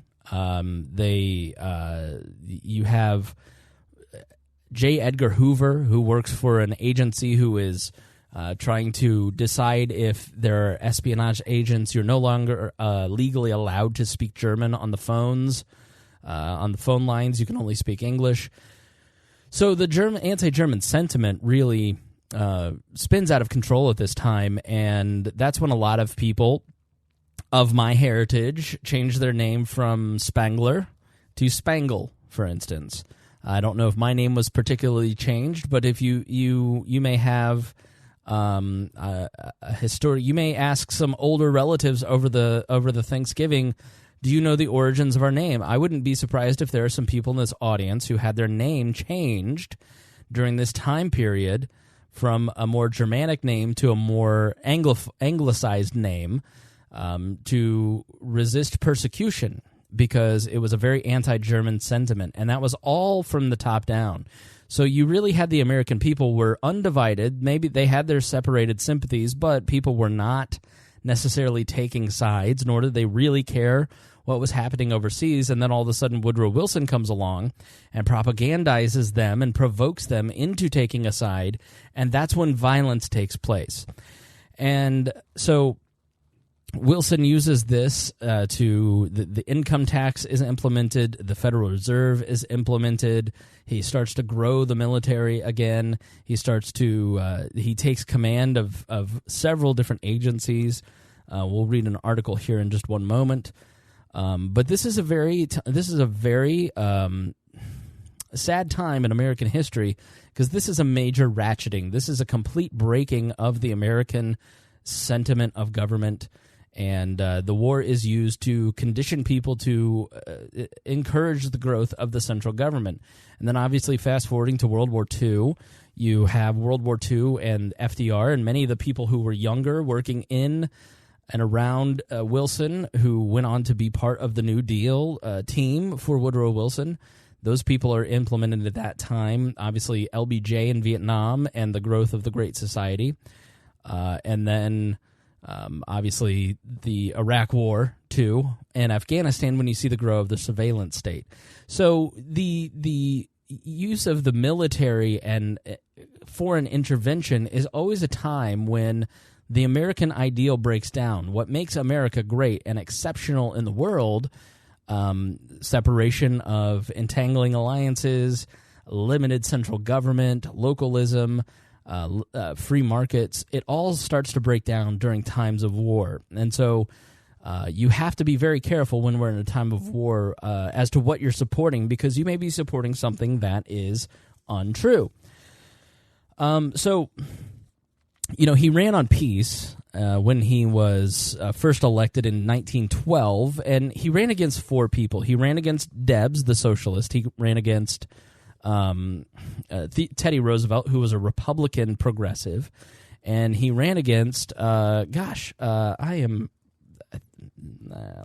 me just see, 1912 election. I'm completely blowing it. William Howard Taft. William Howard Taft was the father of Robert Taft, someone that Ron Paul mentions all the time. William Howard Taft was a staunch conservative in the style of Coolidge and Harding that would come later, and he was very much representing the limited government side. And so the Republicans and Roosevelt and Taft split the vote. The progressives and the socialists and Debs weren't that powerful at that point. And so Wilson ends up beating out the Republican incumbent William Howard Taft. And he runs on not getting us into war. He wins re-election in 1916, and his slogan was, he kept us out of war. Now, meantime, the entire time, and Roosevelt did this later with Churchill and the British, he was doing things that were funding the British side of the war. He was inching us closer. He was installing various pieces of legislation that would allow us to get into the war. Many different activists tried to keep us out of the war. A group of activists calling themselves the Emergency Peace Federation visited the White House on February 28, 1917, to plead with their longtime ally Wilson. Think of his predecessors, George Washington and John Adams, they told him. Surely Wilson could find a way to protect American shipping without joining Europe's war. What the peace delegation didn't fully realize was that Wilson, caught in a series of events, was turning from a peace proponent to a wartime president. That agonizing shift, which took over 70 days in 1917, would transform the U.S. from an isolated neutral nation to a world power. Now, this is from the Smithsonian, so it's essentially official history from the United States government. And he justified two reasons for breaking his promise that he would never get us into war. And they were fairly manufactured crises. The first was the Zimmerman telegram. And this was a telegram from an intelligence officer in the German army to the Mexicans in Japan, who had no interest in fighting the United States, in fact, saying, hey, if you join the war, if you fight the Americans, then we will give you pieces of America when we win the war. And the Zimmerman telegram is largely said that this is one of the main reasons, but it was how do I relate this to the other was the Lusitania and the sinking of the Lusitania. And so what you had was Woodrow Wilson putting what Williams Jennings Bryant said was, using a strategy of babies and bullets on these ships. And so the Germans were how to not complicate this.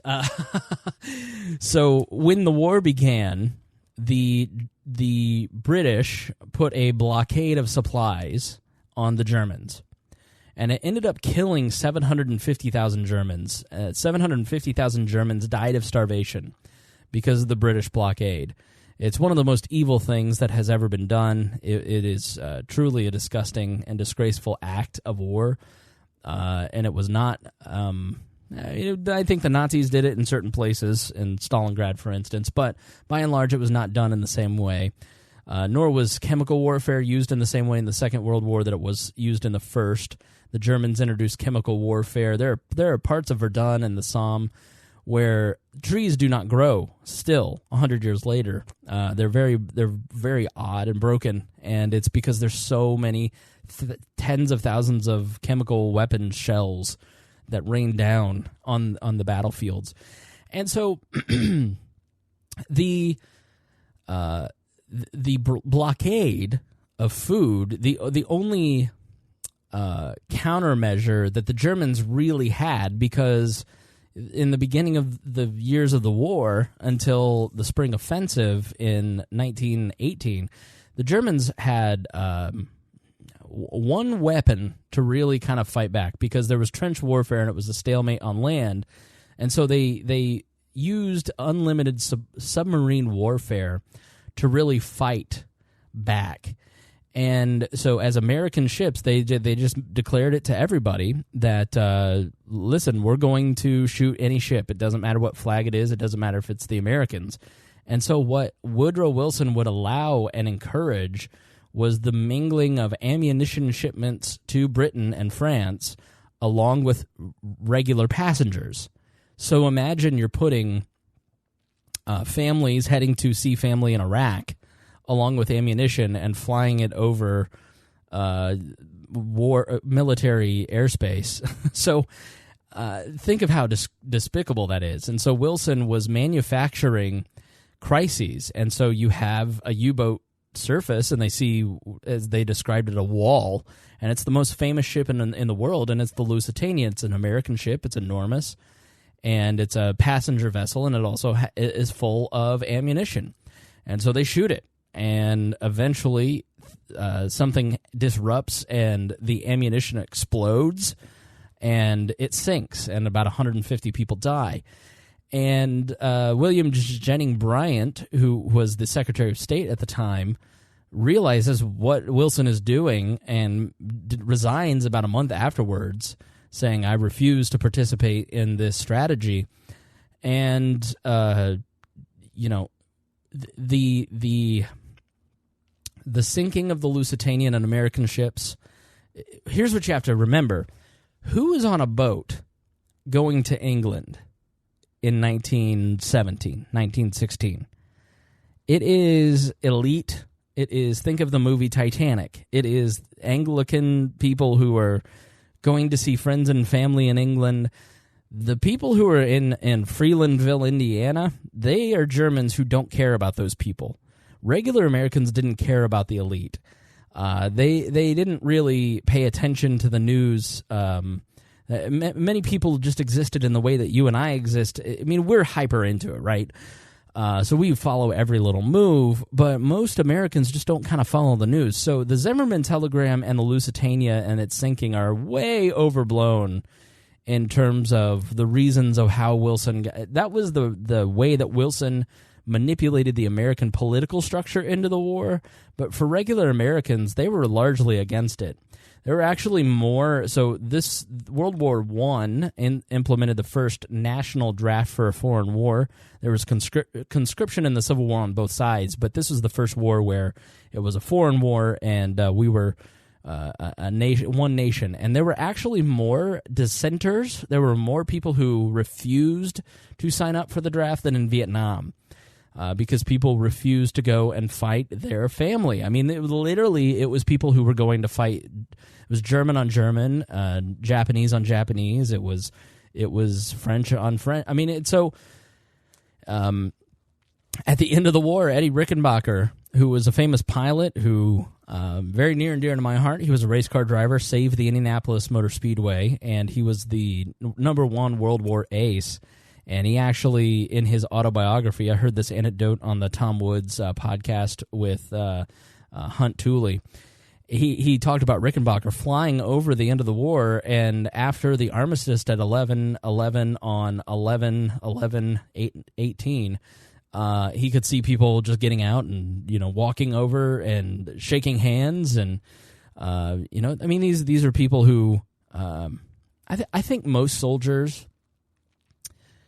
You hear the notion of fighting for country, and I think a lot of that is propaganda. I think most soldiers are fighting for each other, and they really just resent being there.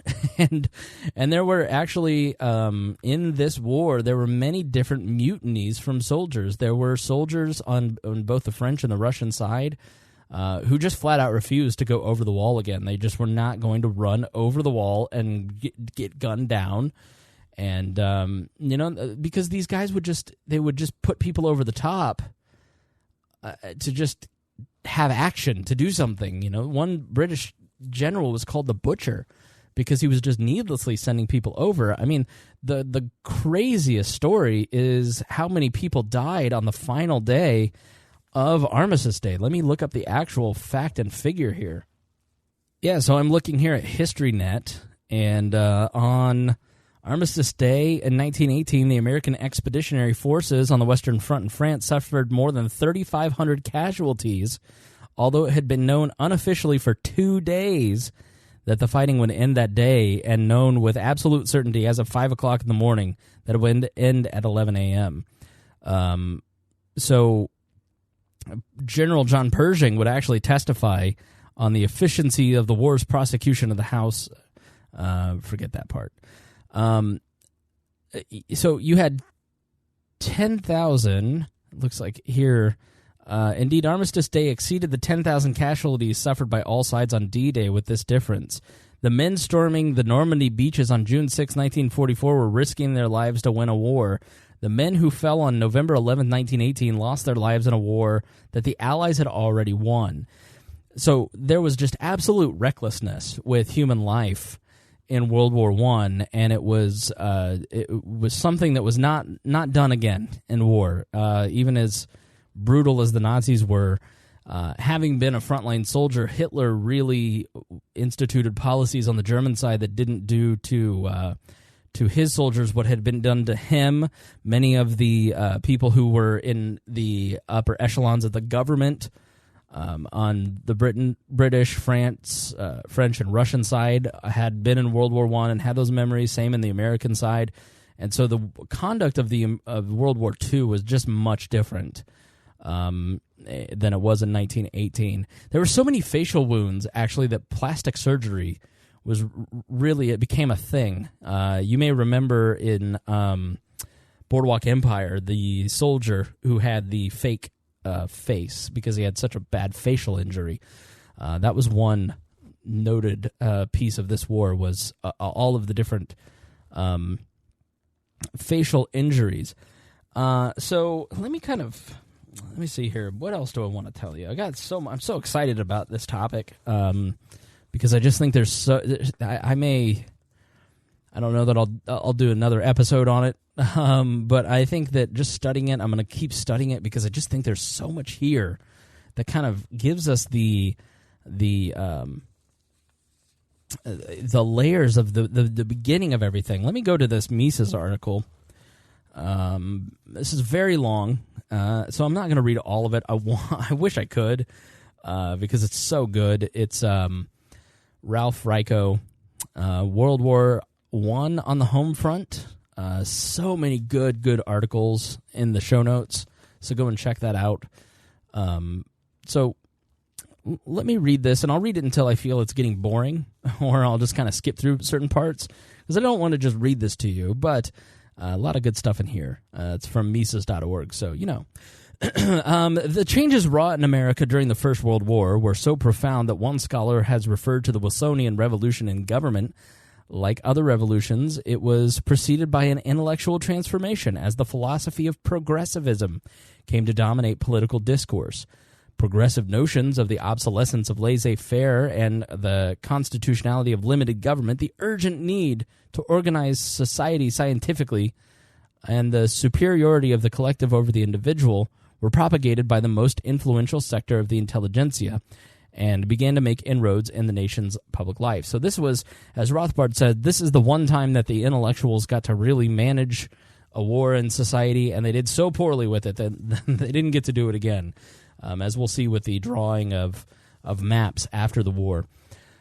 As the war furnished Lenin with otherwise unavailable opportunities for realizing his program, and it should be noted that in Russia, the war was so unpopular, as it was in most places, because the reality is that the war was very disconnected from the beginning of the war, and the conduct of the war was so disconnected from populations that when the war ended, people were horrified by how much their governments had lied to them.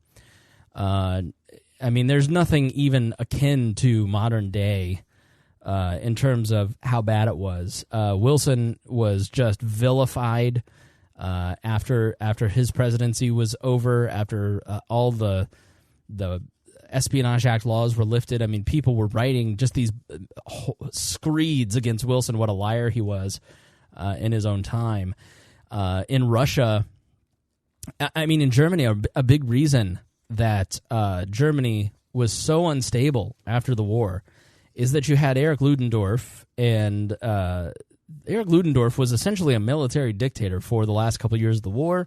He was, in the early days, a brilliant tactician in the war, and then he just sort of lost it, and then he kind of went crazy, and he kept trying to shuffle power back between the military and under his authority and then the central government that he tried to form, because he at one point said, we need to form a civil government, and that way we can go to Woodrow Wilson, who's going to give us more favorable terms, because we know we're going to lose this, so let's go to Wilson, who will give us favorable terms, and he wants a liberal democracy, so he formed a civil government. And then when he realized Wilson was going to give them the same terms that the British were going to give, he tried to take the power back.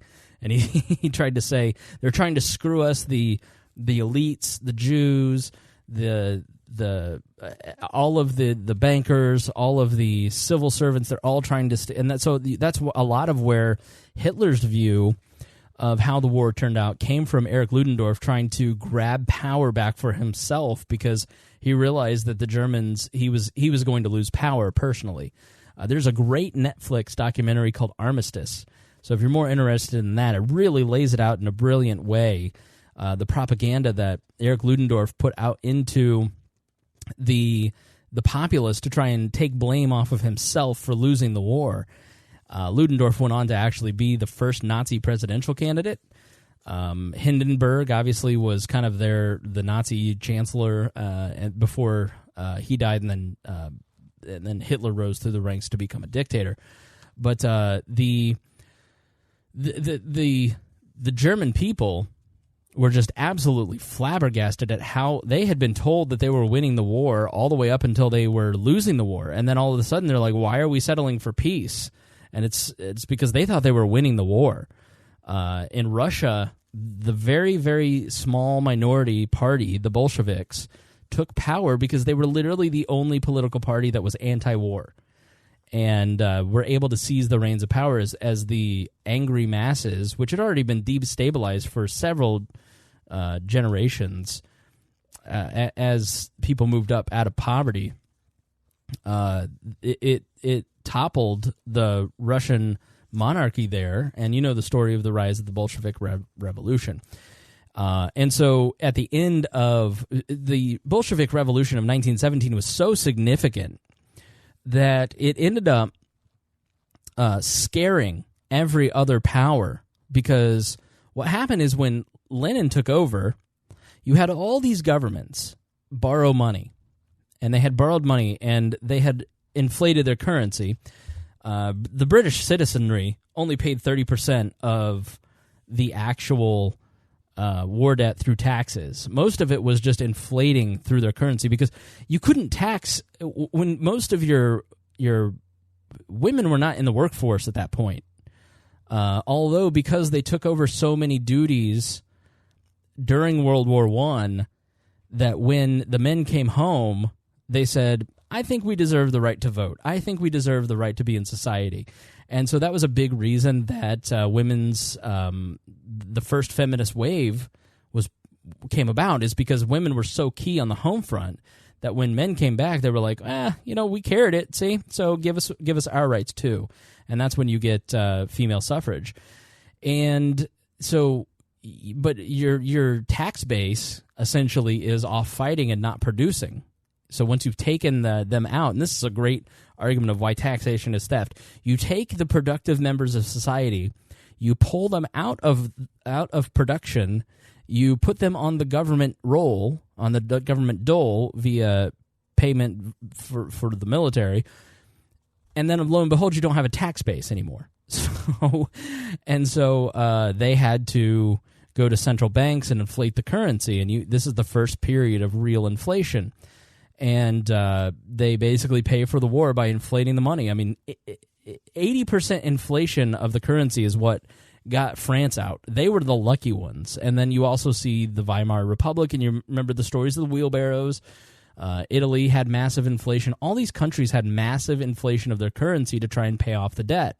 Because if your dollar is worth less, then when you pay off the debt, you're not paying off as much. Well, Lenin immediately gets into office and says, "We're getting out of the war." He pulls them out of the war. Then the debt comes due, and he says, "We're not paying the debt." And he cancels all the debt. And so these guys are just going, wow, this is just a crazy government. We're not going to deal with these people. They don't want to be part of our club, and they're not going to pay us what they owe us. And so they were desperate not to let Marxists take over in any other place. And so at the end of the war, the Entente powers, the winning powers, essentially install in Germany the socialists to democratize the country, because they don't want Bolsheviks or any leftists really coming to power, because some of the socialists weren't actually leftist, believe it or not. And I know it's very confusing. It's like, if you go back and you study these terms and who calls people what, like liberals are conservatives and conservatives are Stalin, it's very confusing. So, but as Reiko writes, as the war furnished Lenin with otherwise unavailable opportunities for realizing his program, so too, on a more modest level, it opened up prospects for American progressives that could have never existed in peacetime. The coterie of intellectuals around the new republic discovered a heaven-sent chance to advance their agenda. John Dewey praised the immense impetus to reorganization afforded by this war. Walter Lippmann wrote, we can dare to hope for things which we never dared to hope for in the past. The magazine itself rejoiced in the war's possibility for broadening, quote, social control, subordinating the individual to the group and to the group to society, and advocated that the war be used, quote, as a pretext to foist innovation upon the country. Wilson's readiness to cast off traditional restraints on government power greatly facilitated the foisting of such innovations. The result was a shrinking of American freedoms unrivaled since at least the War Between the States, which is also known as the Civil War, but over at the Mises Institute, apparently it's the War Between the States. It is customary to distinguish economic from civil liberties, but since all rights are rooted in the right to property, starting with the basic right to self-ownership, this distinction is, in the last analysis, an artificial one. It is maintained here for the purposes of exposition.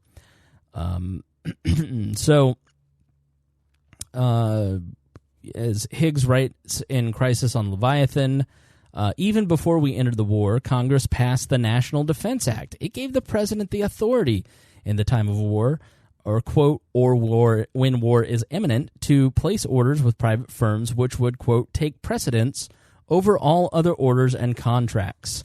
So if the government came a-calling, you had to give them priority. Again, I told you that if you've watched, I watched the Atlas Shrugged movies, and I bought the audiobook. I'm like 5 minutes into it, which means I only have 787,000 minutes left. But the environment in which Dagny Taggart lives resembles very much what was going on during World War I and World War II. So it has happened here. Let's see. If the manufacturer refused to fill the order at a, quote, reasonable price as determined by the Secretary of War, the government was authorized to take immediate possession of any such plant and to manufacture therein such product or material as may be required. The private owner, meanwhile, would be, quote, deemed guilty of a felony. Once the war was declared, the power grew at a dizzying pace. The Lever Act alone put Washington in charge of the production and distribution of all food and fuel in the United States. This is actually written in Crisis and Leviathan.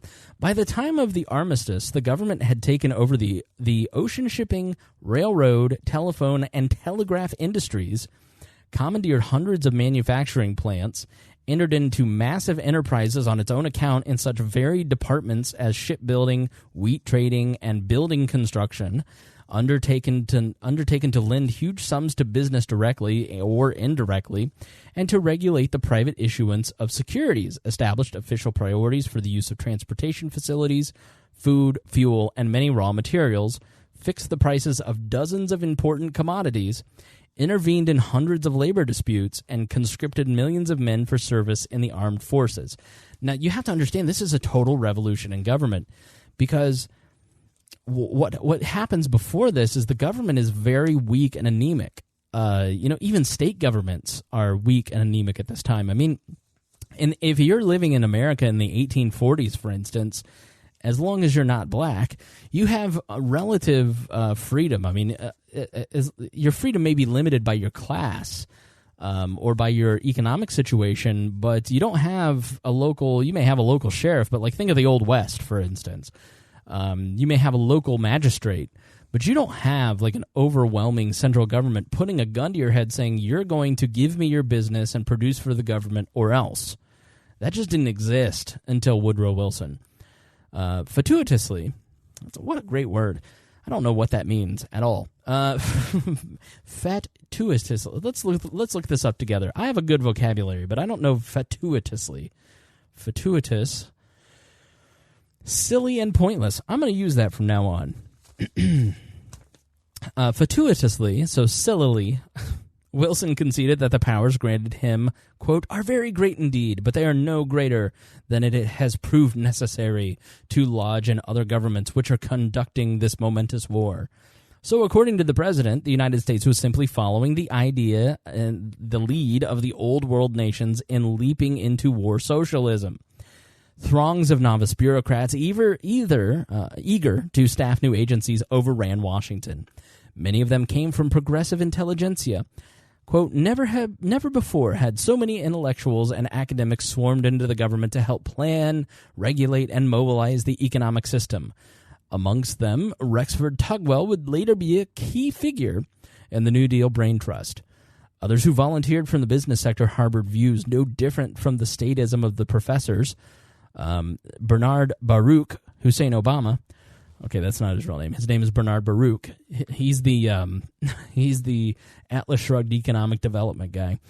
Wall Street financier and now head of the War Industries Board held that the free market was characterized by anarchy, confusion, and wild fluctuations. Baruch stressed the crucial distinction between consumer wants and consumer needs, making it clear who has authorized to decide which was which. When price controls in agriculture produced their inevitable distortions, price controls and rent control are introduced for the first time in American history at this time. Price controls meaning the government is setting the price. So when price controls in agriculture produced their inevitable distortions, Herbert Hoover, a formerly successful engineer and now food administrator of the U.S., urged Wilson to institute overall price controls. The only acceptable remedy is a general price-fixing power in yourself or in the FTC. Wilson submitted the appropriate legislation to Congress, which was rejected. So these guys actually introduced legislation to the House asking to have the ability to control the price of literally every good sold in the United States of America. That's who these guys were. I mean, it's amazing. The arrogance that you must have to think that you, Woodrow Wilson and Herbert Hoover, can control every single price in all of the goods sold in the United States. So when your interventions in the food supply go haywire and you raise the price of goods, we need to lower the price of other goods to even this out. And it never ends. It's an increasing encroachment on the economy, and we've seen that. I mean, name one thing within your view right now that isn't controlled by that isn't taxed, controlled by some government agency, that doesn't have some layer of government touching it. Ratification of the income tax amendment in 1913 paved the way for a massive increase in the taxation once the Americans entered the war. It was promised that. Now here's the thing: these guys, you think about it. So the prohibition. Yeah, we need to limit the sale of alcohol. We should get a constitutional amendment for it. We need to put an income tax in place. We should get a constitutional amendment for it. So now it's just like, just write an executive order. So at least they did respect the Constitution in some ways. But when they put the income tax in, Wilson promises it's never, ever, ever, ever, ever, ever going to increase. It's never going to go over 13%. Never.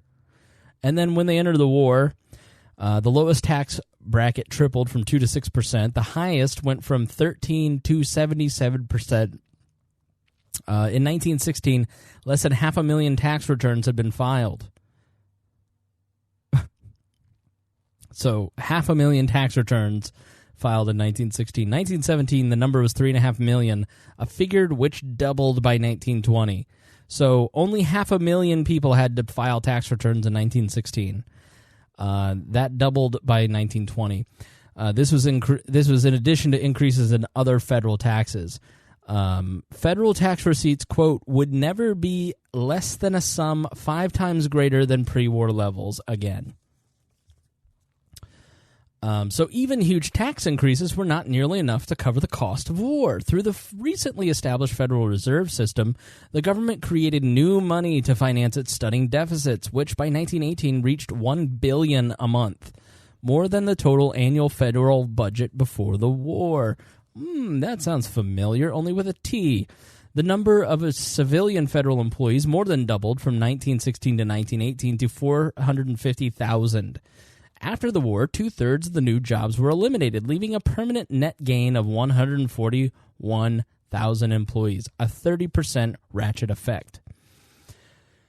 So think of how small the government was before the war, And then after the war, 141,000 permanent swamp monsters.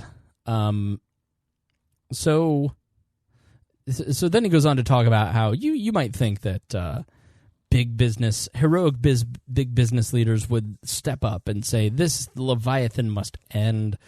And you're going to be disappointed, he says, because businessmen welcomed government intrusions which brought guaranteed profits. A, quote, riskless capitalism. Who doesn't love riskless capitalism? Like, too big to fail. Apparently, people like every banking institution since they've formed the Fed and a cartel. They also liked the fact that the government would bust up unions for them. So the stupid industrial workers of the world, those guys, they didn't have to hire the Pinkertons to crack skulls anymore. They had the force of government to end those labor disputes because they created the labor department. So they took care of it. It's all good now. Of the First World War, Rothbard wrote that it was the critical watershed for the American business system. A war collectivism was established, which served as the model, the precedent, and the inspiration for state corporate capitalism for the remainder of the century. Many of the administrators and principal functionaries of the new agencies and bureaus reappeared a decade and a half later when another crisis evoked another great surge of government activism. It should also not be forgotten that Roosevelt himself, FDR, was president in Washington as an assistant secretary of the Navy and an eager participant in the Wilson Revolution. Jonathan Hughes sums it up like this: the direct legacy of war, the debt, the inflation, the change in economic and social structure that comes from immense transfer of resources by taxation and money creation, these things are all obvious. What has not been so obvious has been the pervasive yet subtle change in our increasing acceptance of federal non-market control, even our enthusiasm for it, as a result of the experience of war. So, civil liberties fared no better than economic liberties. Democracy was definitely not safe, despite Woodrow Wilson saying he would make the world safe for democracy. The right of a government legitimized by formal majoritarian processes to dispose at will of the lives, liberty, and property of its subjects. Wilson sounded the keynote for the ruthless suppression of anyone who interfered with his war effort. Quote, "Woe be to the man or to the group of men that seeks to stand in our way in this day of high resolution," his attorney general. Wilson said that. This is the sanctimonious type bullcrap that you get from Woodrow Wilson. Woe be to the man or group of men that seeks to stand in our way in this day of high resolution. His Attorney General, Thomas Gregory, seconded and said, "May God have mercy on opponents of the war, for they need to expect none from an outraged people and an avenging government." The Espionage Act of 1917, amended the next year by the addition of the Sedition Act, went far beyond punishing spies. Its real target was opinion. It was deployed particularly against socialists and critics of conscription. People were jailed, so essentially because so many people opted out, that anyone who eroded people's... so if you told people they could disobey, that you didn't have to follow what the government said, then they went after you because they needed bodies to throw into this machine. And this is one of the most gruesome wars for Americans in terms of casualties. We lost a little over 100,000 despite only... I mean, the war went on from 1914 to 1918. And realistically, you can make an argument that it went on from 1907 to 1923 in all the different regions as a world war. Now, we focus too much on just the European front, but... the Americans were really only in it for 9 months to a year, and we lost 100,000 men, and it was huge casualties. And a big reason was that we had very undertrained soldiers who had never been in a war. And so the war movies where like you have the old grizzled veterans, and then the new young guy comes along and is like, "I can't wait to get in the war. I'm gonna fight," and then he gets killed like in the first fight, the first scene. That is a trope that exists in real life, and that was American soldiers, and they were used and abused and mowed down recklessly. So But so they needed bodies to throw over there because Wilson wanted to send as many people as he possibly could because he wanted to make a statement about how great America was so he could then have leverage over the negotiations after the war ends. Now, the Espionage Act gets people got arrested for criticizing the Red Cross. A woman was prosecuted and convicted for telling a women's group that the government is for the profiteers. A movie producer was sentenced to 3 years in prison for a film called The Spirit of 76, which was deemed anti-British. Eugene Debs, who had polled 900,000 votes in 1912 as a candidate of the Socialist Party, was sentenced to 10 years for criticizing the war at a rally of his party. By the way, go read the 1912 and the 1908 platforms of the Socialist Party and Eugene Debs, and you will see Bernie Sanders in it. It's amazing. And really, Hillary Clinton and Barack Obama. Citizens of German descent and even Lutheran ministers were harassed and spied on by their neighbors as well as the government agents. The New York Times, then, as now, the mouthpiece of the powers that be, go to the authorities to, quote, make short work of international workers of the world conspirators who oppose the war, just as the same paper applauded Nicholas Murray Butler, president of Columbia, for, quote, doing his duty and dismissing faculty members who opposed conscription. The public schools and universities were turned into conduits for the government line. Postmaster General Albert Burleson censored and prohibited circulation of newspapers critical of Wilson. You read in Mencken, for instance, he was fired as the highly popular columnist in Boston, in Baltimore, I mean, during the war. He wasn't fired. He was just kind of like, you can't do your column anymore. You're a little too pro-German, because they didn't want the government cracking down on them. But the postmaster, in the early days, they just wouldn't, like, if let's say Reason Magazine were deemed un-American by the Postmaster General of the United States of America, they just would not ship it. So now they have to mail it. But back then they censored things. They read letters like the post office back in the day. That's why Lysander Spooner was so hard on it, because they read your mail. They wouldn't ship your subversive catalogs. It was very, very. I mean, the America of 1917 is not the America that you would recognize even today when it comes to a lot of civil liberties, and a lot of that has to do with the ACLU and a more liberalizing of and a more freeing spirit. But the ACLU was very necessary in the early days, which actually was born out of this. They were fighting this. He may get to it in the article, but the origins of the ACLU and fighting for freedom of speech came from this. So the nationwide campaign of repression was spurred on by the Committee on Public Information, headed by George Creel, the U.S. government's first propaganda agency. In cases that reached the Supreme Court, the prosecution of dissenters was upheld. It was the great liberal Justice Oliver Wendell Holmes Jr. who wrote the majority decision confirming the conviction of a man who had questioned the constitutionality of the draft, as he did also in 1919 in the case of Debs for his anti-war speech. In the Second World War, the Supreme Court of the U.S. could not, for the life of it, discover anything in the Constitution that might prohibit the rounding up, transportation to the interior, and incarceration of American citizens simply because they were of Japanese descent. We were at war with the Japanese back then, too, as well. In the same way, the justices, with Holmes leading the pack, now delivered up the civil liberties of the American people to Wilson and his lieutenants. And again, precedents were established that would further undermine the people's rights in the future. So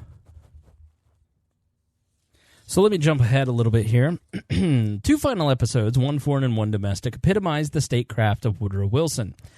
As at the new League of Nations, there was pressure for a U.S. mandate colony in Armenia in the Caucasus. The idea appealed to Wilson. Armenia was exactly the sort of distant dependency which he had prized 20 years earlier, as conducive to the, quote, greatly increased power of the president.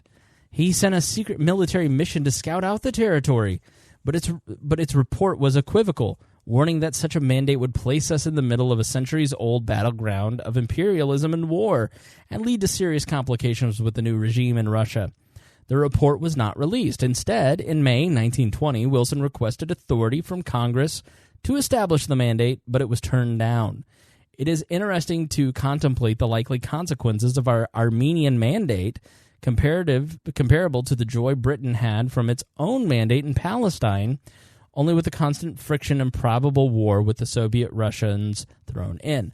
So what he's saying is Armenia, where the Armenian genocide took place, was prized by Russia, which is what the Armenian genocide was partly about. And so we get to hold that. Only imagine if we held that territory and the USSR wanted it. And look at all the headaches that the Balfour Declaration of Palestine belonging to the Jews caused the British. So in 1920, the U.S., Wilson's United States, was the only nation involved in the World War that still refused a general amnesty to political prisoners. That's right. Russia, Germany, France, 2 years after the war ended, had granted amnesty to all their political prisoners. The United States, under Woodrow Wilson, had not. We had political prisoners. In June 1918, Debs had addressed a socialist gathering in Canton, Ohio, where he pilloried the war and the U.S. government. There was no call to violence, nor did any violence ensue, which, you hear the Oliver Wendell Holmes from declaration from those cases that are discussed. You can't yell fire in a crowded theater, and I disagree with that. You absolutely can, because if you yell fire in a crowded theater and people die, you are held responsible for it. Okay, so it's not your speech that you should be held responsible for. If you do say anything violent, you shouldn't be held responsible for that legally because of your words, but if violence takes place, then you are held responsible for that. And so you can't criminalize words. Words are not criminal actions. Words have never walked up and punched anybody in the face. So even if Eugene Debs had called for violence against the United States government and then nobody did anything, it still wouldn't, in my opinion, be something that you would you would prosecute him for. But he didn't say anything violent. A government stenographer took down the speech and turned in a report to federal authorities in Cleveland.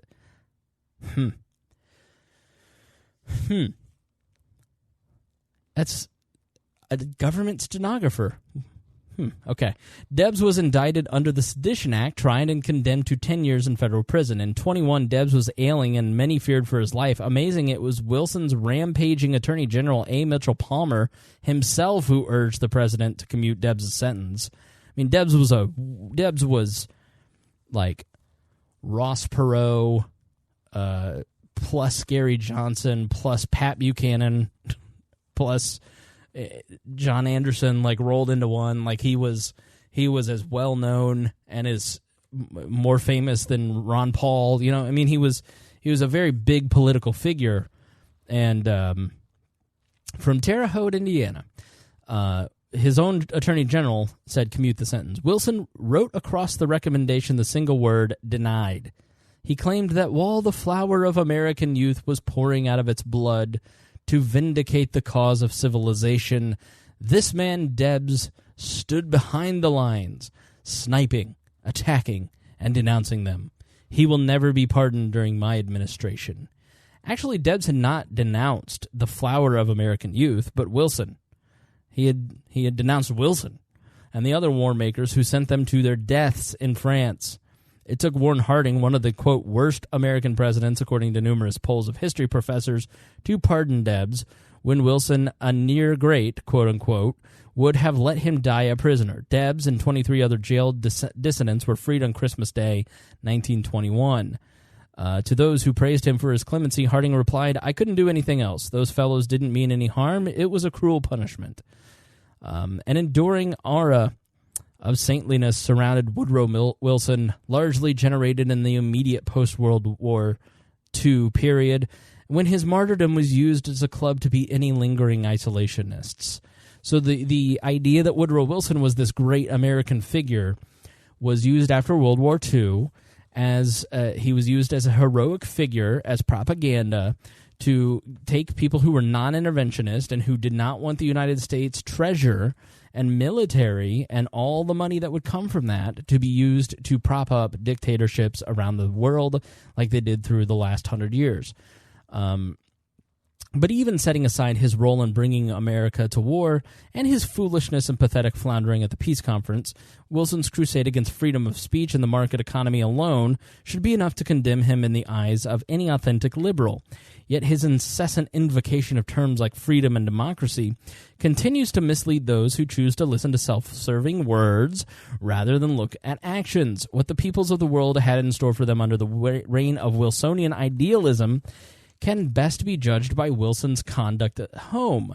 Walter Karp, a wise and well-versed student of American history, thought, though not a professor, understood the deep meaning of the regime of the Woodrow Wilson era. Today, American children are taught in our schools that Wilson was one of our greatest presidents. That is proof in and of itself that the American Republic has never recovered from the blow he inflicted on it. So that's a little bit about his time economically and internally on free speech, and just what a piece of garbage Woodrow Wilson was. So his foreign policy could best be described as the Bush Doctrine. So if you were alive and paying attention during Bush, then you understand exactly what Woodrow Wilson thought. Woodrow Wilson felt that it was the job of the American creed, the American nation. They needed to achieve their destiny and sit at the table and help guide the world to liberal democracy. That if you just give people a taste of freedom and democracy, all humans will make the rational choice that Americans have made. And you know, you saw this with Bush promoting Nathan Sharansky's book, The Case for Democracy. That, you know, if we go in and we blow up this country and we instill a liberal democracy, then Iraq will just turn into a liberal democracy, and they'll become part of the world stage. And it completely ignores the fact that there are very real problems with Iraq itself. So why is that? And this is the final part, because I know this has been a long episode, but there's a lot here, and hopefully you've gotten a lot out of it. I'm sure you took a break, like I took a break. The part where it seemed like I took a break was me eating spaghetti for dinner. But I appreciate you listening if you have come back to this point in the episode, because this is really, really important. This is one of the more important outcomes in all of the 20th century. So after the world, not even after the war. So there's something called Sykes-Picot. We've discussed it on the show, but a long time ago. And Sykes-Picot was an agreement, a secret 1916 agreement between the UK, France, and then Russia assented to. And the agreement, this is from Wikipedia, the agreement defined their mutually agreed spheres of influence and control in southwestern Asia. The agreement was based on the premise that the Triple Entente would succeed in defeating the Ottoman Empire during World War I, and they would then draw up the Middle East. The agreement allocated to British control the areas roughly comprising the coastal strip between the Mediterranean Sea and the River Jordan, southern Iraq, and an additional small area that included the ports of Haifa and Acre to allow access to the Mediterranean. France got control of southeastern Turkey, northern Iraq, Syria, and Lebanon. Now, none of these countries, like Jordan, Syria, Iraq, Lebanon, these countries, Turkey, they didn't exist. Those countries were created at the end of World War I. Russia was to get Istanbul, the Turkish Straits, and Armenia. The controlling powers were left free to determine the state boundaries within their areas. Further negotiation was expected to take place. So you have Mark Sykes, Francois Georges Picot. The Sykes-Picot Agreement basically drew the modern Middle East maps. And so what are the problems with that? And you also, as I mentioned, had the Balfour Declaration, a public statement issued by the British government during World War I announcing support for the establishment of a national home for the Jewish people in Palestine, then an Ottoman region with a small minority Jewish population. It read, His Majesty's government, Dear Lord Rothschild, November 2nd, 1917, Dear Lord Rothschild, every conspiracy theorist just had their head explode. But again, remember what I told you, it was trying to get Jewish bankers to stop loaning to Germans and start loaning to the British. Dear Lord Rothschild, I have much pleasure in conveying to you, on behalf of His Majesty's government, the following declaration of sympathy with Jewish Zionist aspirations, which has been submitted to and approved by the Cabinet. Quote, His Majesty's government view with favor the establishment in Palestine of a national home for the Jewish people, and will use their best endeavors to facilitate the achievement of this object, it being clearly understood that nothing shall be done which may prejudice the civil and religious rights of existing non-Jewish communities in Palestine, or rights and political status enjoyed by Jews in other countries. Israel was not established until after World War I. Let me look at the actual date here.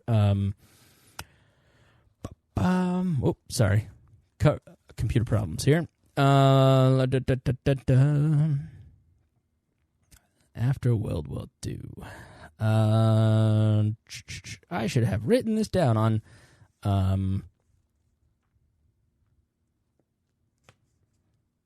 So the UN created Israel in 1947. And Harry Truman was instrumental in getting it done because he felt that he was fulfilling biblical commandments. So that is why Israel was established. So when you look at the division of the Middle East, so once the war ends and they have. We're not even going to get into like all the problems with what they did with the Germans and how they punished the Germans and how they just humiliated them, which led to Hitler. That can be a different show for a different time. But once they start carving everything up, the Central Powers get defeated, and all of the colonial empires get dissolved. So as I told you, you have the dissolution of many different Russian lands. You have some of those are not necessarily up for redrawing, but with the Leninist government in place in Russia, they were a bit of a pain in the ass to deal with. You had Italy wanted different pieces. They never felt that they got what they were owed in the drawing of all the different maps. That's why Italy sided with Germany and the Nazis. The Mussolini was allowed to take over because Mussolini was essentially a good fascist. He was celebrated around the world, and he didn't want to invade other countries. It's when if Hitler had not invaded Czechoslovakia, Poland, he would have been fine. The elites around the world would not have made trouble with Hitler. But it's when he started invading other countries that they're like, Leroy Jenkins. So that's when they really started to fight him. But Italy was very pissed that they didn't get as much property and as much territory as they wanted. And basically France and Britain, Wilson had his 14 points and how he thought it ought to go, and formed the League of Nations. And basically here's how it played out. These old powers who had won were doing the business of what old powers do, and then this little no-good, do-nothing, snot-nosed kid who thinks he knows everything comes in here and starts trying to tell us what to do, and he's got these 14 points that ought to be subscribed to, so we'll just pick out the points that we like to appease him, and yeah, okay, sure, we'll do this League of Nations thing. So go home, take that to the Senate and see how that goes. And it fails, and he's humiliated because his own country won't ratify the League of Nations treaty. So that falls apart. And so then France and Britain draw up all of these different lines. And so they, like I said, they draw up different parts of the country. Now, the Ottoman Empire, pre-1918, held most of the Middle East as we know it. The Ottoman Empire had a vast amount of land, but had a weak central government, and it allowed cultures that made up the Ottoman Empire to coexist within their own ancestral territory because there was no central government, and so all these different tribal groups coexisted with each other really well. And so the Arabs didn't want to be under Ottoman control, and so Arab rebels actually fought with Britain and France to be liberated. After the Ottoman Empire's defeat in World War I, a series of mandates conceived in secret in the earlier Sykes-Picot Agreement went into effect with the Treaty of Versailles, and these mandates effectively formed new states complete with borders and installed governance. And it was done with absolutely little regard for populations. It was done with how these colonial powers, they were essentially trying to extend the life of their colonies in these various areas and gain new colonies. France took regions known as Lebanon and Syria. Britain took Iraq and Iran, and Palestine and what is now Jordan. The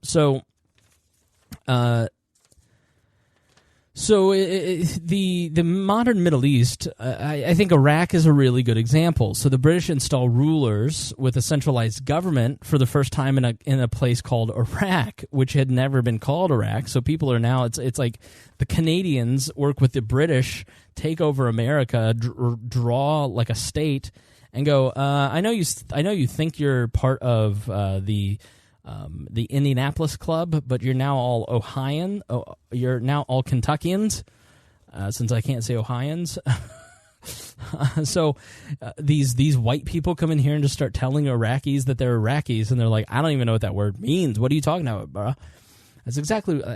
I think I nailed that impression there. So it was the Ottoman Empire was a confederation of ethnic tribal sheiks, and they had rebellions, and it was smashed. But by 1920, all right. Let me put it this way. I'll stop reading the notes here.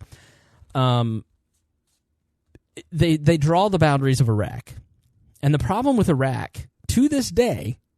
Part of what we are trying to deal with in Iraq currently, after having destroyed it, is that you have three distinct groups in Iraq. You have the Sunnis, the Shiites, and you have the Kurds. And the Kurds are up north. And so the Kurds, this tribal group of Kurds after World War I, have a very distinct territory. And then they just have it all completely drawn into different countries. Part of them are in Turkey, part of them are in Syria, and part of them are in Iraq. And so if you're a rational person who understood anything about the region, you wouldn't have drawn this one nation, which is still trying to fight for independence 100 years later, into three different nations where they had to fight three different fronts. And then they appointed people like Faisal bin al-Hussein bin al-Ali al-Hassasimi, Faisal for short, who was a dictator of Iraq. Does any of this sound familiar to you guys? So you have the world powers drawing to these local populations of less thans in their eyes, because again, these people are not, go back to the earlier part of the episode with racism. They are being told how to live their life, how they are to organize, and so now you have this loose confederation of tribal people who function dysfunctionally, but they still function. Now you're slamming them into these fake countries, and now you have three warring tribes fighting for power of the central government based on Western values. And so it was just a complete failure of the liberal order, and it continued to breed hatred towards the West that still exists today. And these same people are still trying to if we just give the Iraqis democracy, then we'll decide what the democracy looks like. I just cannot believe that Condoleezza Rice and George Bush and Donald Rumsfeld and all these guys and Barack Obama, none of these people ever read about Sykes-Picot. Like, you didn't see that it didn't work the first time. Like, I'm a smart person, I think. I have some measure of intelligence, but I don't have the level of education that these other guys do. I'm a talk radio show host. I figured it out. How have you not? So, all right. So, final thoughts. The government messes everything up, and the more government you have, the more things get messed up. That's my final thoughts. The war is the ultimate. War is what the state lives for. Because if you have a war, then the state can inflate money. It can raise taxes. It can grow exponentially. And the organism known as the state loves them some war. And so that is why, if you are a libertarian, you have to be anti-war. Because as you have seen throughout this very long episode, at every turn, in every place, the rulers at the top have no regard for the people at the bottom. They steal from the people at the bottom through inflation and taxes to devise their own crazy ideas that don't work because they want to be significant themselves. And war is how they do it. And so if you believe in individual liberty, if you believe in freedom, if you believe in free markets, then you cannot, it is not congruent with a war. So that is why you have to be anti-war. It's just very simple. So all of this is very complicated. All of this is very complicated because the government was involved in it. And it's very simple when people are not, when it's just people cooperating peacefully with each other. All right, thanks everybody for listening to this episode of Weird Libertarians. I hope that you got a lot out of it. A lot went into it. Thank you guys for supporting Weird Libertarians. We're going to give you a lot of content this week. I think I have 4 more shows lined up, so I hope you're ready for some content. I've got it coming your way. So thanks so much for listening, and I will see you tomorrow.